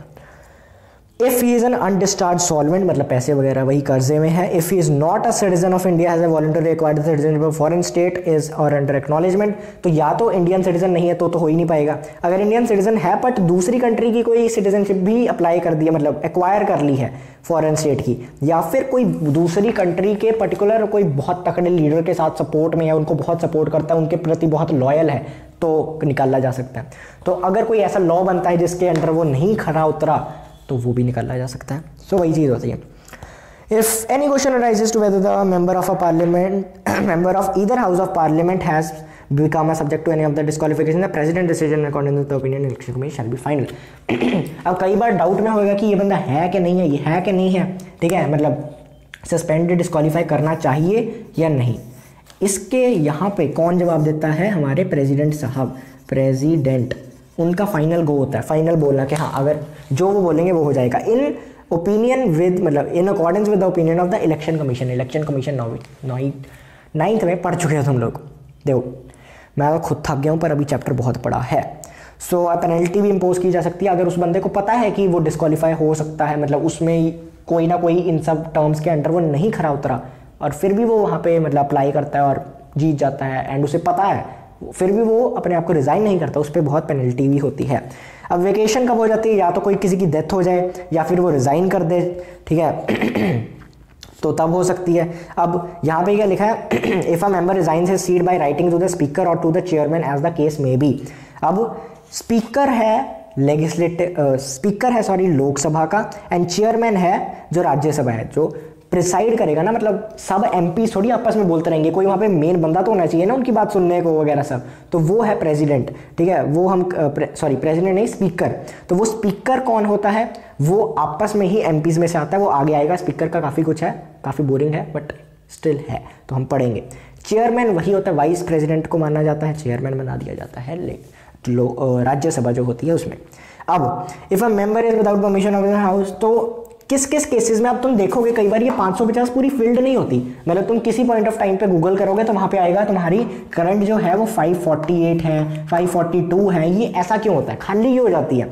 दिस इज बिकॉज कि या तो उसने रिजाइन कर दिया हो, या फिर वो काफी दिन से, मतलब स्कूल से तुम इतने दिन एब्सेंट रहोगे तो वो स्कूल वाले निकाल देंगे। So if a member is without permission of the house absent from all the meetings of a period of 60 days, तो उसे निकाल दिया जाता है 60 दिन अगर एब्सेंट हो। पर 60 दिनों में तब नहीं गिनते if when a house is prorogued. Prorogued होता है कि डिसकंटिन्यू करना कोई सेशन को, ठीक है, मतलब सेशन खत्म नहीं हुआ बट उसको डिसकंटिन्यू कर देना। ठीक, यू नो कि जैसे बजट सेशन चल रहा है, बजट अभी पूरा हुआ नहीं, बस सेशन बंद कर दिया कि अब आगे कोई नहीं होगा, उस चीज़ को नहीं गिना जाएगा उन दिनों को। और अगर कोई सस्पेंड कर दिया जाता है 4 दिन लगातार, ऐसा उन्होंने कहा कि होएगा ही नहीं, ठीक है, प्रेसिडेंट वगैरह आ रहे हैं, कोरम लग रही है या कुछ भी हो रहा है, नहीं हो रहा, तो तब वो दिन नहीं गिने जाएंगे। अगर 60 दिन लगातार चल रहा है, 60 दिन वो लगातार एब्सेंट है, तो स्कूल से निकाल दिया जाएगा। बीच में कोई छुट्टी वुट्टी आ गई तो स्कूल से नहीं निकाला जाएगा, simple. If a member becomes the subject of any disqualification laid down in the constitution as an act of, and if a permanent is already a member of the state legislature and is elected to the parliament, he has to vacate his seat in the legislature or the vice versa. अब देखो, कोई MLA बन गया किसी भी state से और साथ में वो एमपी भी बन गया, तो उसको कोई एक चीज छोड़नी पड़ेगी। अगर एमएलए बन के रहना है तो एमपी की सीट छोड़ दो, एमपी बन के रहना है तो एमएलए की सीट छोड़ दो, ठीक है, ये चीज होती है। If a person is disqualified from being a member on the ground of defection, defection मतलब यू नो दल बदल करना, कि मैं अभी इस पार्टी का, मैं फिर उस पार्टी का, under the anti deflection law, उसके अकॉर्डिंग क्या होगा कि अगर कोई मेंबर ने अपनी पार्टी छोड़ दी, gives up the membership of his party, तब क्या होगा कि उसकी जो या फिर देखो, या तो पार्टी छोड़ दी या फिर जो पूरी पार्टी उसकी बोल रही है उसके खिलाफ कुछ बोला, उसके खिलाफ उसने वोटिंग कर दी काइंड ऑफ, ठीक है, तो तब वो डिस्क्वालीफाई कर दिया जाएगा from being a member of the house, तो वो फिर मेंबर नहीं रहेगा, फिर डिस्क्वालीफाई हो जाएगा। तभी होगा, देखो उसको डिस्क्वालीफाई क्यों किया जाएगा, let's say for take an example of the Congress. जब सुभाष चंद्र बोस निकले तो उन्होंने क्या किया, आईएनए वगैरह बनाई, वो एक बंदा निकल गया, ठीक है, क्योंकि उनके आपस में मैच नहीं कर रहे थे तो वो निकल गया पार्टी से। बट जब सूरत स्प्लिट हुआ, ये मैं जस्ट एग्जांपल दे रहा हूँ, तब हमारी ये गवर्नमेंट वगैरह थोड़ी थी, तो जब सूरत स्प्लिट हुआ तब क्या हुआ, पार्टी आधी आधी बंट गई। तब कुछ ऐसा नहीं हुआ कि वो बंदा निकल गया, पर्टिकुलर 1-2 बंदे निकल गए, पूरी पार्टी आधी आधी हो गई थी। तो जब तक एटलीस्ट 1/3 में स्प्लिटिंग ना हो जाए तब तक, जैसे फॉर एग्जांपल 90 बंदे हैं तो एटलीस्ट 30 ना निकल जाएं, तो अगर 30 निकल जाते हैं फिर उनकी, मतलब ऐसा नहीं होगा कि उनकी टिकटें कट रही हैं या फिर यू नो उनको एमपी नहीं, मतलब नल एंड वॉइड बना दिया जाएगा कि तुम अब एमपी नहीं हो, वो चीज़ नहीं होगी। तो अब तुम्हारा आता है यार कि जो पार्लियामेंट्री प्रोसीजर्स होते हैं ये क्या चीज़ है, थोड़ा जल्दी जल्दी करेंगे नहीं तो वीडियो बहुत ज़्यादा ही लंबी हो जाएगी, ठीक है। अब ये पहला सेशंस क्या होता है यार पार्लियामेंट्री प्रोसीजर में, सेशंस इज द थिंग के देखो, जब भी कोई जो तुम्हारी ये बैठेगी ना लोकसभा वगैरह, वो ऐसा नहीं होगा कि एक दिन बैठ गई फिर 2 हफ्ते बाद फिर एक दिन बैठी, ऐसा नहीं होता, एक स्ट्रेच में बैठती है, इन द सेंस के मतलब 10 दिन लगातार मतलब रात को घर जाओगे बट समझ रहे हो ना, 10 दिन लगातार बैठ गई या फिर 1 महीना लगातार बैठ गई, समथिंग लाइक दैट। अब जो इंडिया में है जो सेशन है ना, इसकी ये एटलीस्ट 2 बार होना चाहिए, 2 times एटलीस्ट, ठीक है, एटलीस्ट। अगर 2 बार हर साल करना है एटलीस्ट, तो कम मतलब 6 महीने से कम का गैप होना चाहिए, तो 6 महीने से कम का गैप होगा बीच में। तो सेशन इंडिया में 2 बार एटलीस्ट होता है, होना ही पड़ेगा 1 साल में, और 6 महीने से कम का गैप होना चाहिए ऑब्वियसली अगर 2 बार करना है। पर इंडिया में जनरली 3 बार होता है साल में, ठीक है। वैसे जो कॉन्स्टिट्यूशन में लिखा है कि एटलीस्ट 2 बार करना है, आज के टाइम पे इंडिया में 3 बार होता है। पहला होता है बजट सेशन जो कि तुम्हारा मतलब फेब से लेके अप्रैल मई तक चलता है। तुमने सुना होगा ना 31 मार्च के बाद सारे मतलब जो टैक्स वगैरह होता है वो सब काफ़ी ऐसे हल्ले में होता है कि टैक्स भर दो वो सब। वो क्यों होता है, बिकॉज तब बजट सेशन आ रहा होता है, अगले साल का नया बजट आता है, ठीक है। पहला सेशन तुम्हारा वहाँ पे हो गया, दूसरा उसे कहते हैं मॉनसून सेशन जो कि तुम्हारा जुलाई अगस्त में चलता है, एंड तीसरा तुम्हारा विंटर सेशन जो कि मतलब अभी बस 1-2 दिन में शुरू हो जाएगा, मतलब नवंबर दिसंबर में होगा, ठीक है। सो उसके बाद सेकेंड पॉइंट पे आता है quorum. Quorum is the thing के अगर इतने बंदे आएंगे तो ही हम बिजनेस कंटिन्यू कर सकते हैं लोकसभा का। बिजनेस मतलब वहाँ की प्रोसीडिंग्स, वहाँ की काम वगैरह हम तभी कर सकते हैं अगर इतने एटलीस्ट बंदे आएंगे, ठीक है। दोनों लोकसभा और राज्यसभा की ये है 1/10, ठीक है, 1/10 है इनकी कोरम। 1/10 इन द सेंस कि अगर 550 बंदे हैं तो एटलीस्ट 55 लोग आएंगे, या फिर एटलीस्ट उस हिसाब से देखें तो 25 लोग आएंगे, मतलब ये राज्यसभा का ये लोकसभा का, तो ही हम अपनी पार्लियामेंट्री प्रोसीजर शुरू कर सकते हैं, नहीं तो आज का दिन एडजर्न्ट, एडजर्न्ट समझ ना, the court is adjourned now, ठीक है, आगे आएगा एडजर्न्ट से, इतना समझ में आ गया, ठीक है। तो कोरम यही चीज़ होती है। अब मतलब कोरम अगर सिंपल समझना हो कि जैसे मैं कोई लाइव स्ट्रीम कर रहा हूँ, मैं तो कहूँगा मैं तभी बढ़ाऊंगा अगर मेरे इतने व्यूज़ आएंगे, अगर मेरे इतने लाइव वॉचिंग होगी, मैं तो मतलब तभी अगली वीडियो डालूंगा, पार्ट 2 मैं तभी बनाऊंगा अगर पार्ट 1 पे इतने व्यूज़ करोगे, इतने लाइक्स करोगे, जैसे यूट्यूबर्स वगैरह करते हैं जनरली, ठीक है। नो हेट टू एनीवन, मतलब जल एग्जाम्पल। तीसरा क्वेश्चन आर। अब क्वेश्चन आर सबसे इंपॉर्टेंट है तुम्हारे मतलब एग्जाम के हिसाब से, वैसे भी मतलब इंडिया में भी क्वेश्चन आर, क्योंकि क्वेश्चन आर में क्या होता है कि तुम सवाल पूछ सकते हो। ये जनरली तुम्हारा 11 बजे शुरू हो जाता है, 11 o'clock, ठीक है, 11 बजे, ठीक है, 11 AM, हाँ 11 AM, रात को थोड़ी करेंगे। तो 11 AM पे तुम्हारा मतलब जिस दिन, जैसे अब ऐसा है ना कि बजट सेशन लगा लिया, तो फॉर एग्जांपल मतलब होगा कि 13 मार्च से लेके ये 13 अप्रैल तक चलेगा, ठीक है। तो 13 मार्च से लेके 13 अप्रैल तक चलेगा, रोज होएगा। एंड रोज में क्या क्वेश्चन आर सबसे पहले, जैसे सुबह स्टार्ट कितने बजे होएगा, 11 बजे, 11 बजे सबसे पहले क्या होगा, क्वेश्चन आर। क्वेश्चन आर में तुम ऐसे क्वेश्चन पूछ सकते हो, तुम्हें जवाब मिलेगा, सिंपल, नाम से पता लग रहा है। बस इसमें 3 प्रकार आते हैं, 3 प्रकार, 1 2 3। पहला होते हैं स्टार्ड क्वेश्चंस। क्या बोलते हैं इसको, स्टार्ड क्वेश्चंस। मतलब कि मैंने किसी को कोई क्वेश्चन पूछा, वो मतलब इसमें जनरली जो क्वेश्चन आर में अगर तुमने सवाल पूछ रहे हैं ना, तो तुम्हें 10 दिन पहले पूछना पड़ेगा, मतलब 10 दिन पहले तुम्हें बताना पड़ेगा कि मैंने ये सवाल पूछना है, फिर तुम 10 दिन बाद उसे ऑफिशियली मतलब पूछ सकते हो, फिर वो जवाब देगा, ठीक है। तो क्वेश्चन आर में क्या है, पहला आता है तुम्हारा कि starred question. Starred question in the sense कि तुमने उसे ऑरली पूछा, तुम्हें मुंह से ही ऐसे जवाब मिल गया। इसको डिनोट करते हैं एस्ट्रिक मार्क से, ठीक है, जो तुम्हारा मल्टीप्लिकेशन वाला मार्क होता है, उसको से हम डिनोट करते हैं स्टार्ड क्वेश्चंस को। मतलब वहां पे लिस्ट होगी ना क्वेश्चंस की, तो उसमें ऐसे लिखा होता है। अब जो ये स्टार्ड क्वेश्चंस है, मैंने तुमसे कुछ पूछा, ठीक है, अच्छा तुम बाजार में क्या करने गए थे, वो कहेगा मैं सब्जी लेने गया था। नहीं नहीं नहीं, झूठ क्यों बोल रहे हो, सब्जी तो तुम कल ले आए थे उसे, हाँ तुमने ये, फिर काउंटर क्वेश्चन भी कर सकते हो तुम। फिर वो कहेगा यार मैं वैसे ही गया था, वैसे ही तो नहीं, कुछ तो करने गए थे, गेड़ी क्यों मार रहे थे, एग्जैक्टली उस जगह से तुम क्यों 1-2 बार घूम के गए, बाजार में कुछ तो ऐसा होगा।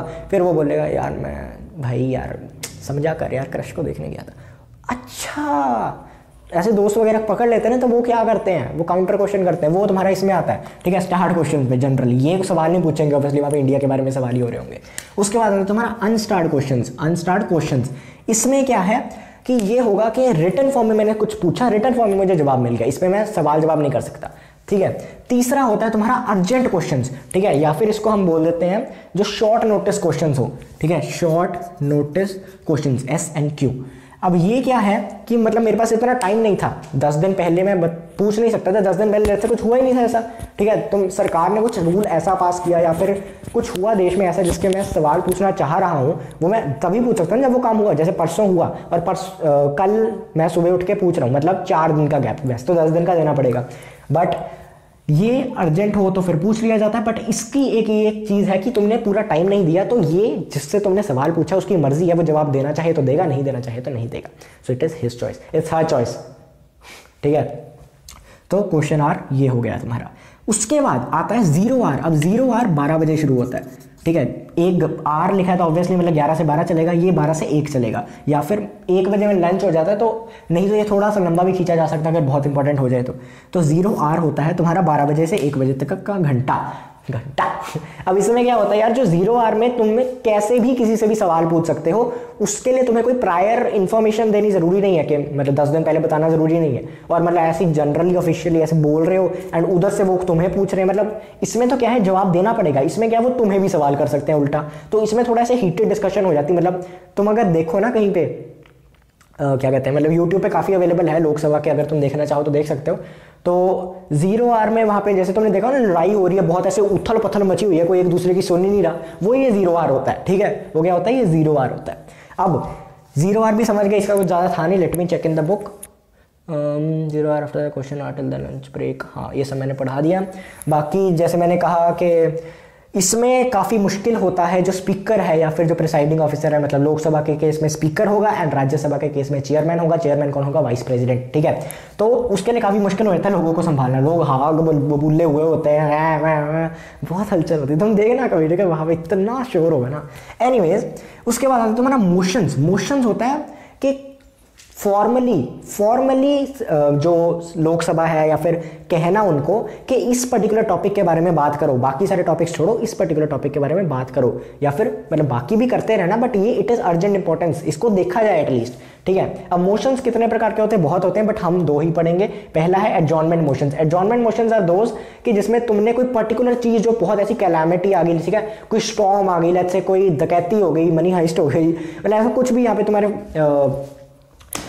में एग्जांपल दी होंगी कुछ, हाँ, resulting in the death of, railway accident हो गया या ऐसा कुछ हो गया, तो इन सब पे एडजॉर्नमेंट मोशन तुम्हारा अप्लाई किया जा सकता है, ठीक है। एडजॉर्नमेंट मोशन तुम समझ गए। इसके बाद आता है नो कॉन्फिडेंस मोशन।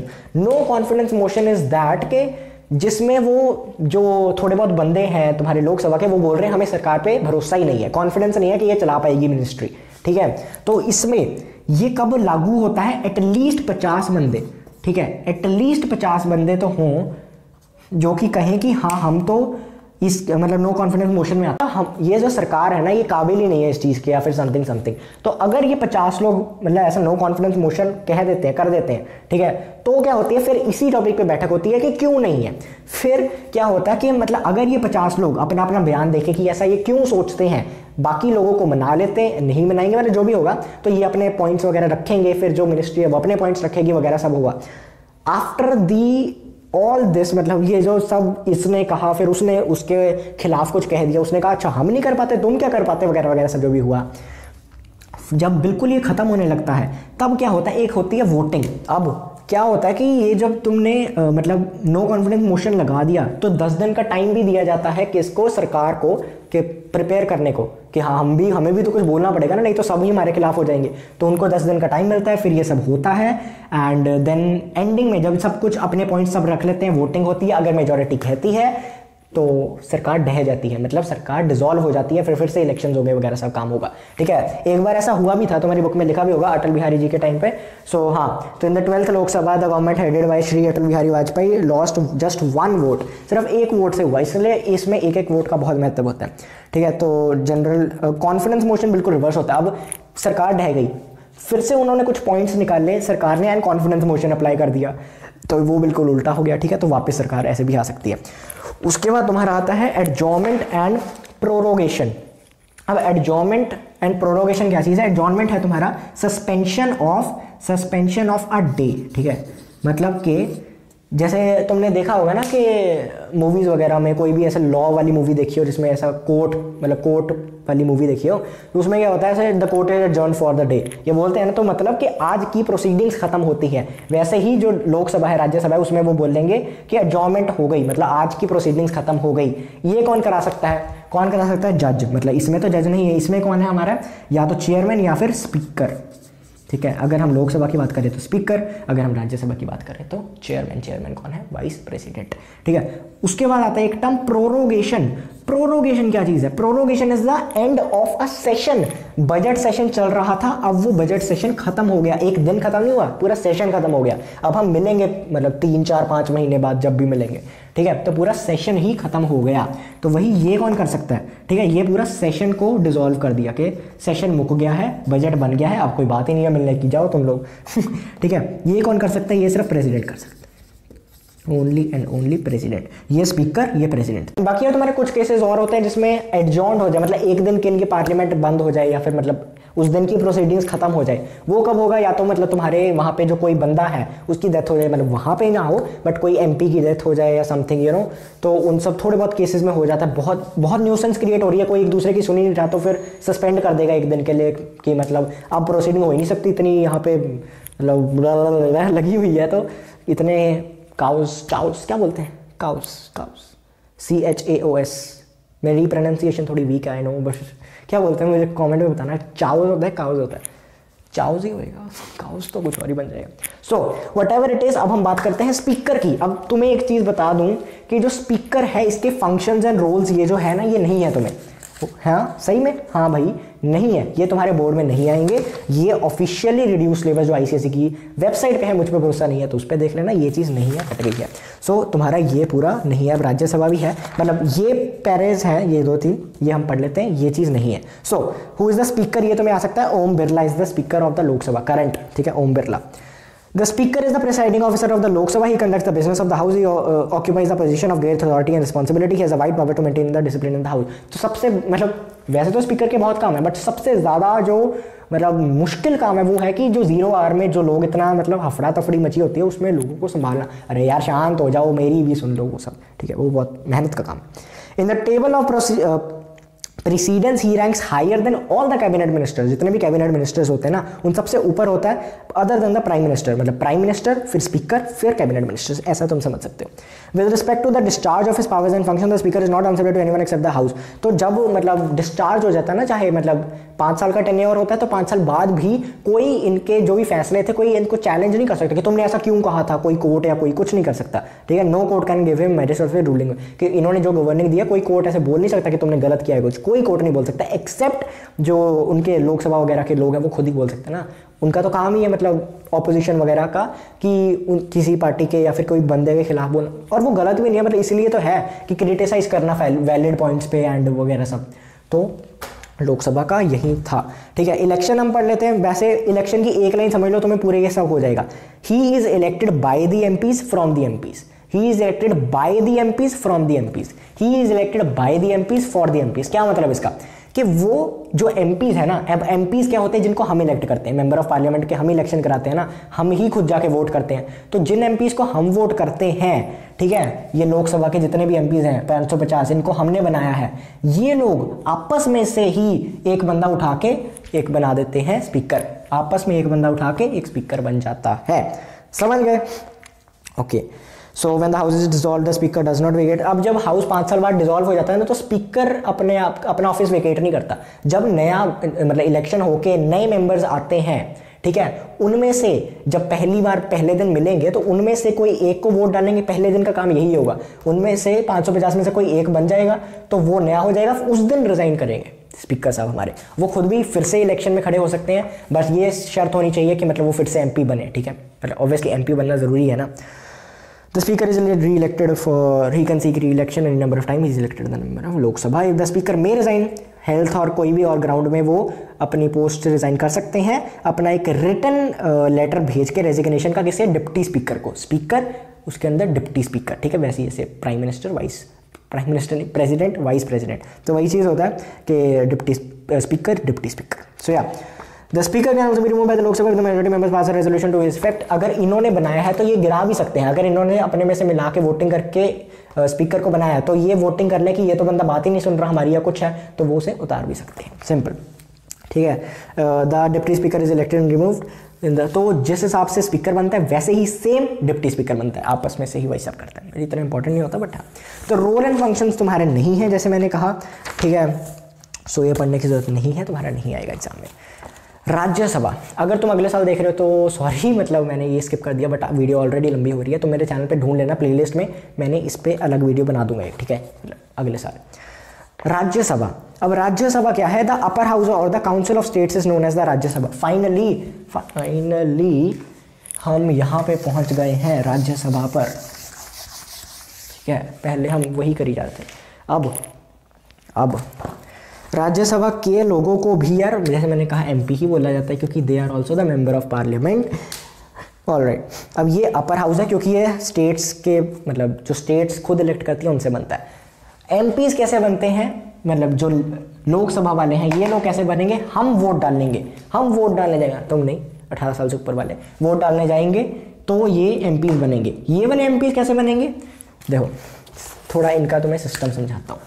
अगर मैं अभी राज्यसभा की बात कर रहा हूँ यहाँ पे, ठीक है, राज्यसभा, ठीक है, राज्यसभा ओनली, सिर्फ ये वाले एमपी, मैं हूँ शुभम कौशल एसके, ये वोट डाल रहा है किसी को और वो बन जाता है एमएलए, ठीक है। अब एमएलएज आगे जाके वोट डाल के बनाएंगे एमपीज को, कौन से वाले? राज्यसभा के। तो कॉम्पोजिशन इंपॉर्टेंट है, कॉम्पोजिशन इंपॉर्टेंट है। 250 मेंबर्स होते हैं इसमें, ठीक है, 238 क्या बोलते हैं 38 प्लस 12 मेंबर्स का ऐसा इनका सिस्टम होता है। जो 238 हैं दे आर इलेक्टेड, जैसे मैंने बताया है। अब यहाँ पे आएगा nominated members, they are nominated by the president from among the members. तो ये 12 मेंबर्स प्रेसिडेंट नॉमिनेट करेगा। कोई लिटरेचर, साइंस, आर्ट या कोई सोशल सर्विस में कोई स्पेशल वर्क किया हो तो उनको एक्ट किया जाता है। The principle nomination is to distinguish people, मतलब अलग अलग जगहों से अलग अलग, मतलब लिटरेचर वगैरह से अलग अलग फील्ड से लोग आए एंड कंट्रीब्यूट करें अपने देश की वेल बीइंग वगैरह में। सो या वही चीज़ होता है। एंड इलेक्टेड मेंबर्स क्या है? अब इलेक्टेड मेंबर्स मतलब 238 मेंबर्स जो स्टेट करती है और यूनियन टेरिटरीज करती हैं। The allocation of the seats among the seats not equal, population के हिसाब से सीटें मिलेंगी। एंड वही सब लिखा है इसमें, यूनियन टेरिटरी और दिल्ली में इतनी मिलती है, ये वो होता है। इलेक्शन कैसे होते हैं? अब the representative of each state in the Rajya Sabha elected by the elected members of the legislative assembly of each state in according with the system of the proportional representation by single transferable vote. तो जैसे मैंने लिखा था, शुभम कौशल ने vote डाली MLAs को, MLAs ने बना दिया member of parliament of Rajya Sabha को। ठीक है, समझ गए हो तुम लोग, आई होप सो। तो वही चीज़ है, एक ही वोट, सिंगल ट्रांसफरेबल वोट, मतलब हर बंदे की एक ही वोट होगी, चाहे वो बहुत बड़ा आदमी हो चाहे वो छोटा हो। The 3 representatives from Delhi are elected by the member of the legislative assembly। तो दिल्ली एक यूनियन टेरिटरी है, तो वो लेजिस्लेटिव असेंबली दिल्ली की वो इलेक्ट करती है इन्हें। टर्म क्या होती है? अब टर्म क्या होती है? Rajya Sabha is a permanent house, Rajya Sabha is a permanent house, ये समझ लेना।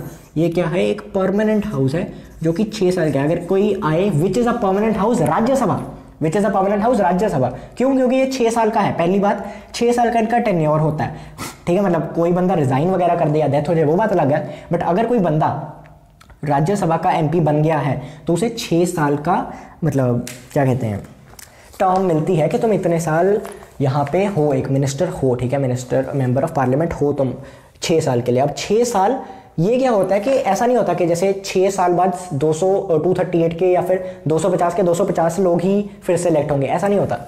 इसका ऐसा होता है कि इस साल लेट से 20 लोग हो गए, फिर अगले साल और 20-30 लोग हो गए, मतलब ऐसा एग्जैक्ट नंबर लिखा होगा यहाँ पे। 1/3 of the total member of the house retire every 2 years. तो 1/3 हर 2 साल, हर साल रिटायर होते रहते हैं। ठीक है, एवरी 2 ईयर, मतलब हर 2 साल बाद, एवरी 2 ईयर्स। तो इसका क्या मतलब है कि ये देखो, ये 6 साल तक इनका मतलब जो टेन्योर है वो चलता है। ठीक है, जो बंदा इस साल इलेक्ट हुआ है वो 6 साल तक चलेगा और जो बाद में हुआ है वो बाद में चलेगा। ऐसा नहीं होता। लोकसभा में क्या है कि 550 लोग इकट्ठे इलेक्ट होते हैं एक साल में। इस समय ऐसा नहीं होता, इसमें ऐसा नहीं होता। ठीक है, जो कभी कोई होता है कभी कोई होता है। इसका क्या फ़ायदा है? ऐसा क्यों किया गया? एक बारी में एक ही साल में क्यों नहीं कराए गए इलेक्शंस? इसका ये फ़ायदा है भाई कि देखो, अगर कोई इमरजेंसी वगैरह में ये सभा खत्म हो गई, ढह गई, ठीक है, इनके री इलेक्शन करने हैं, तो ये तो होगी ना, एटलीस्ट ये तो होगी, क्योंकि इसका 1/3 मेजोरिटी ही रहेगी, फिर भी खत्म तो नहीं हो सकती ना कुछ लोग तो रहेंगे हमेशा, बिकॉज ये तो 6 साल की है और ऐसा नहीं है कि कभी मतलब इकट्ठे ही ढह जाएगी, परमानेंट हाउस है। सो काफ़ी फ़ायदा देता है। क्वालिफिकेशन क्या है? क्वालिफिकेशन सेम है यार, जो तुम्हारी लोकसभा में थी वही के एज क्राइटेरिया का बस फ़र्क है कि 30 साल। ये तुम्हारा, तुम 25 साल के होने चाहिए to be a member of 25 years to be a member of Lok Sabha, and for Rajya Sabha you should be at least 30 years to be a member of Rajya Sabha. समझ गए? सो यही चीज़ आती है, मतलब he should be Indian citizen, 30 साल से ऊपर, वही सेम चीज़ें हैं। ठीक है, अब इसको याद करना ज़रूरी नहीं है, बस इसमें ये चीज़ याद रखना, क्वेश्चन आंसर्स में तुम्हारा कभी कभी आ सकता है कि भैया ये बताओ कि which is not a qualification, not qualification, and वहाँ पे लिखा आ गया ही should be a proclaimed criminal. तो ये नॉट वगैरह पे ध्यान देना, बाकी तुम समझ जाओगे, क्योंकि तुम्हें मतलब पता है। अब तुम्हें मतलब पता है प्रोक्लेम्ड क्रिमिनल का, तुम्हें मतलब पता है इंसॉल्वेंट का, जिसने कर्जा है या पैसा नहीं दिया, तो नॉट समझ के तुम अच्छे समझ पाओगे, फिर जवाब दोगे। हिंदी में करके मैंने कहा करना, सब आ जाएगा। डिस्क्वालिफिकेशंस भी सेम ही और प्रिसाइडिंग ऑफिसर्स। अब प्रिसाइडिंग ऑफिसर जैसे मैंने कहा था, जो चेयरमैन है वो कौन है? वाइस प्रेसिडेंट बनेंगे, and he can not vote any issue. तो वो बंदा जो इसका प्रिसाइड करेगा, कौन करेगा? चेयरमैन करेगा। चेयरमैन कौन होता है? Vice president. तो वाइस प्रेसिडेंट की अपनी वोट नहीं होती अंटिल एंड अनलेस ये दोनों बिल्कुल ऐसा सेम ना हो जाए, मतलब आधे आधे ना हो जाए, आधे कहें 50% यस 50% नो, एंड फिर दिक्कत हो जाएगी, फिर उस बंदे को उठ के करना पड़ेगा, मैं वोट डालता हूँ। ठीक है, सो या the Rajya Sabha elected deputy chairman, वही जैसे मैंने कहा चेयरमैन फिर डिप्टी चेयरमैन, ऑब्वियसली हर बार बनता ही है। एंड अगर जब चेयरमैन ना हो तो डिप्टी चेयरमैन उनकी काम करेगा। उसके बाद आता है तुम्हारा powers and functions of the Rajya Sabha and the Lok Sabha. अब फाइनली हमने लास्ट या सेकंड लास्ट पार्ट तुम कह सकते हो चैप्टर के आ गए हैं, जो कि तुम्हें बहुत लेंथी लग सकता है पर बहुत सिंपल है, क्योंकि ये सब चीज़ें ना जो भी इसमें आएंगी तुम पहले ही पता कर चुके हो, बस इसमें फिर से लिखी हुई है। ठीक है, सिंपल है, बस हम समझते हैं। Powers and functions of the Rajya Sabha and the Lok Sabha. Rajya Sabha and the Lok Sabha. The Parliament of the India comprises of the President, Lok Sabha and the Rajya Sabha. The two houses of the Parliament are not competing. ऐसा नहीं है कि ये इससे लड़ रहा है, ये इससे लड़ रहा है, ये दोनों कॉम्प्लीमेंट्री है। जब ये नहीं हो सकता तो ये काम करेगा, या फिर ये नहीं हो सकता ये काम करेगा, इसको ये एडवाइस दे सकता है, इसको ये एडवाइस दे सकता है, तो दोनों आपस में मतलब मिलजुल के रहता है। सही है, मतलब दोस्ती दोस्ती है। तो इक्वल पावर्स होती हैं इन सबकी, एक्सेप्ट इन सब की देखो इक्वल पावर्स हैं, बस फर्क इसमें आ जाता है जब मॉनेटरी बिल्स आते हैं। मॉनेटरी बिल्स में राज्यसभा का कोई हाथ नहीं हो सकता, वो सिर्फ लोकसभा पास कर सकती है, वो भी आगे आएगा, पढ़ लेंगे। ठीक है, Rajya Sabha has equal powers like Lok Sabha important member. तो बाकी सब मेंबर्स, बाकी सब चीज़ों में राज्यसभा का इंपॉर्टेंट ही गो है। ठीक है, अब ये क्या लिखा है, the impeachment of the president, मतलब प्रेसिडेंट को भी हटाया जा सकता है। ठीक है, अगर इनकी मेजोरिटी ने हाँ कर दी और फिर इनकी मेजोरिटी ने भी हाँ कर दी, मतलब इनकी मेजोरिटी ने केस को इन्वेस्टिगेट किया, ऐसा क्यों कहा जा रहा है, अगर गिल्टी क्यों है, मतलब क्यों है प्रेसिडेंट गिल्टी, अगर इन्होंने जो पॉइंट्स रखे वो वैलिड हैं, इन्होंने भी मान लिए, तो प्रेसिडेंट विल बी इम्पीच्ड। ठीक है, फिर वही vice president, constitutional amendment, removal of जजेस in the high court, supreme court, वही सब चीज़ें, बाकी दोनों हाउसेज ये सब काम कर सकती है। सो या अब आते हैं हम लेजिस्लेटिव पावर्स क्या है। देखो सारे बिल्स अदर देन मिनिमम, किसी भी हाउस में कोई बिल है, इनके किसी बंदों ने सोचा, 4-5 बंदों ने कि हम बनाए, ठीक है, हम इंट्रोड्यूस करें, वो कर सकते हैं। यहाँ से भी सेम चीज़ हो सकती है, तो दोनों जगह से पॉसिबल है। अगर लेट्स से इधर से कोई बिल आता है, ठीक है, और वो बिल इनके आपस में मेजॉरिटी में पास हो जाता है, फिर वो बिल इधर भेज दिया जाएगा। अगर इनकी मेजॉरिटी में पास हो जाता है तो वो फिर प्रेसिडेंट के पास भेजा जाएगा, प्रेसिडेंट साइन कर देगा and it will be a law. Bill कैसे लॉ बनेगा, कोई भी हाउस से ओरिजिनेट होगा, चाहे इधर से आके फिर इधर आए, इधर से आके उधर जाए, एक्सेप्ट मनी बिल। ठीक है, जो मनी बिल होगा वो सिर्फ लोकसभा से ओरिजिनेट हो सकता है एंड सिर्फ वही पास कर सकते हैं। राज्यसभा का मनी बिल में क्या होता है कि हाँ मतलब एडवाइस दे सकते हैं ये लोग कि हम चाहते हैं थोड़ा ऐसा कर लो, बट उनका ऐसा वो नहीं होता कि मतलब ये चीज़ करो, हम नहीं मानेंगे तो तुम नहीं करोगे, ऐसा कुछ नहीं होने वाला। ये माने ना माने मॉनेटरी बिल को, ये पास होगा, ये कर देंगे, प्रेसिडेंट के साइन हो जाएंगे। सो यार ये चीज़ आती है। अब the parliament is competent to make laws on, legislative powers क्या क्या है, क्या क्या लॉज बनते हैं। पहला है matters in the union list. अब जो पार्लियामेंट है, पार्लियामेंट में ये सब आता है पार्लियामेंट में। ठीक है, तो matters, the parliament has exclusive power to make laws on the subject like mentioned. अब यूनियन लिस्ट में क्या क्या है, defence, banking, communication, foreign affairs etcetera, मतलब बहुत कुछ है, बट थोड़ा तुम्हें डिफेंस, बैंकिंग, ठीक है, कम्युनिकेशन, फॉरेन अफेयर्स वगैरह यूनियन में आते हैं, तो वो ये सब देख लेंगे। कॉन्करेंट लिस्ट में जो आता है वो सब भी यही देखेंगे। ठीक है, कॉन्करेंट लिस्ट में भी वही फॉरेस्ट अडॉप्शन, सक्सेशन, ट्रेड वगैरह ये सब भी कॉन्करेंट में आता है, मतलब स्टेट और वगैरह दोनों कर सकती हैं, तो ये लोग करेंगे। ठीक है, अगर कहीं if there is a conflict between the union parliament and the state legislature, अगर इन दोनों में मतलब पार्लियामेंट में जो स्टेट की है वर्सेस द पार्लियामेंट जो सेंट्रल है, इन दोनों के बीच में रहता है, वो कहते हैं हम ये लॉ पास करेंगे, ये करेंगे, हम करने नहीं देंगे। अगर ऐसा कोई क्लैश होगा तो जो यूनियन कहेगी, यूनियन पार्लियामेंट जो कहेगी, बड़ी सरकार, वही माना जाएगा। तभी कहते हैं ना कि है फेडरल बट थोड़ा सा यूनिटरी बायस्ड है, थोड़ा सा सेंट्रल की तरफ रुझान है इसका। ठीक है, उसके बाद आता है रेजिडुअरी पावर्स। ठीक है, रेजिडुअरी पावर्स क्या चीज़ है कि जो चीज़ें इसमें भी नहीं है, मतलब यूनियन लिस्ट में भी नहीं है, स्टेट लिस्ट में भी नहीं है, कॉन्करेंट में भी नहीं है, जो तीनों में नहीं आती, रेजिड्यू मतलब जो बच गया, वो भी चीज़ें, मतलब वो चीज़ें भी ये लोग लॉ बना सकते हैं उन चीज़ों पर। ठीक है, उसके बाद आता है matters in the state list. जो स्टेट लिस्ट में मैटर्स है ना, जैसे कि ये husbandry, animal husbandry, public health and local government policies वगैरह, वो सब चीज़ों पे पार्लियामेंट उस पर भी लेजिस्लेट कर सकती है। जैसे कि अगर इमरजेंसी हो जाए, ठीक है, जस्ट लाइक फॉर एग्जाम्पल मैं किसी पॉलिटिकल पार्टी को सपोर्ट नहीं कर रहा, कुछ नहीं कर रहा, जस्ट फॉर एग्जाम्पल अभी पंजाब में काफ़ी ऐसा मतलब हलचल हुई थी पॉलिटिक्स में। ठीक है, जैसे सीएम रिजाइंड एंड फिर नवजोत सिंह सिद्धू, फिर वो भी रिजाइंड, मतलब not as a CM but उन्होंने अपनी पार्टी से रिज़ाइन किया, फिर चरणजीत सिंह चन्नी बने, कितने ही मिनिस्टर्स ने रिज़ाइन किया और काफ़ी कुछ हुआ, हलचल हुई ना। तो वही चीज़ मैं बोल रहा हूँ कि अगर ये हलचल होती और बहुत ज़्यादा हो जाती, कोई मिनिस्टर बन ही नहीं पाता, तो एमरजेंसी लगा दी जाती। अगर एमरजेंसी लगा दी जाती तो जितना कंट्रोल है पंजाब का वो सब कहाँ चला जाता, सेंट्रल के हाथ में। हुआ नहीं ऐसा, मतलब अगर होता तो। वही चीज़ है during the proclamation of N emergency, तो जो स्टेट लिस्ट के मैटर्स हैं वो भी ये पार्लियामेंट संभाल सकता था अगर इमरजेंसी लगती। या फिर Rajya Sabha passes a resolution bye 2/3 majority on the subject and the status has assumed national importance. Rajya Sabha is what? It is a council of states. यही पढ़ा था ना स्टार्टिंग में, मैंने बताया था ना, क्यों बताऊंगा, बोला था ना कि बताऊंगा। तो काउंसिल ऑफ स्टेट्स इसलिए बोलते हैं क्योंकि इसमें स्टेट ही बंदे भेजती है। एमएलए स्टेट है ना, तो स्टेट बंदे भेज रही है अपने। तो जो स्टेट ने बंदे भेजी हैं, ये अगर बोले, इनकी 2/3 मेजॉरिटी बोल दे, 2/3 ऑफ मेजॉरिटी बोल दे कि ये पर्टिकुलर चीज़ स्टेट सेंट्रल को संभालनी चाहिए स्टेट्स की, तो वो भी चीज़ हो जाएगी। ठीक है, जो वो चीज़ स्टेट लिस्ट से हटके यूनियन लिस्ट में आ जाएगी।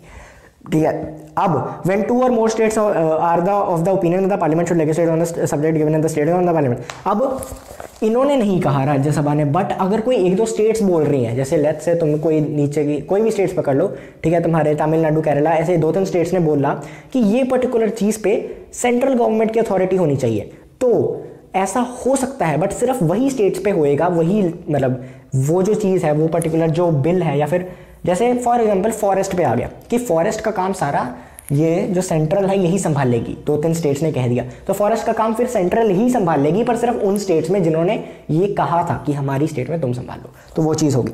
ठीक है, 5वीं चीज़ आती है तुम्हारी ऑर्डिनेंसेस। ये पावर्स की बात कर रहे हैं कि क्या क्या रोल्स हैं, पावर्स हैं as a parliament as a whole की। ठीक है, ऑर्डिनेंस में क्या होता है, the president is empowered to promulgate ordinance at a time when the parliament is not. अब पार्लियामेंट कोई सेशन में नहीं है, कोई बहुत इंपॉर्टेंट लॉ वगैरह कुछ पास करना है देश में, बहुत अर्जेंट है, तो एक ऑर्डिनेंस पास कर सकता है प्रेसिडेंट, क्योंकि साइन तो उसकी करने, तो खुद कर देता है।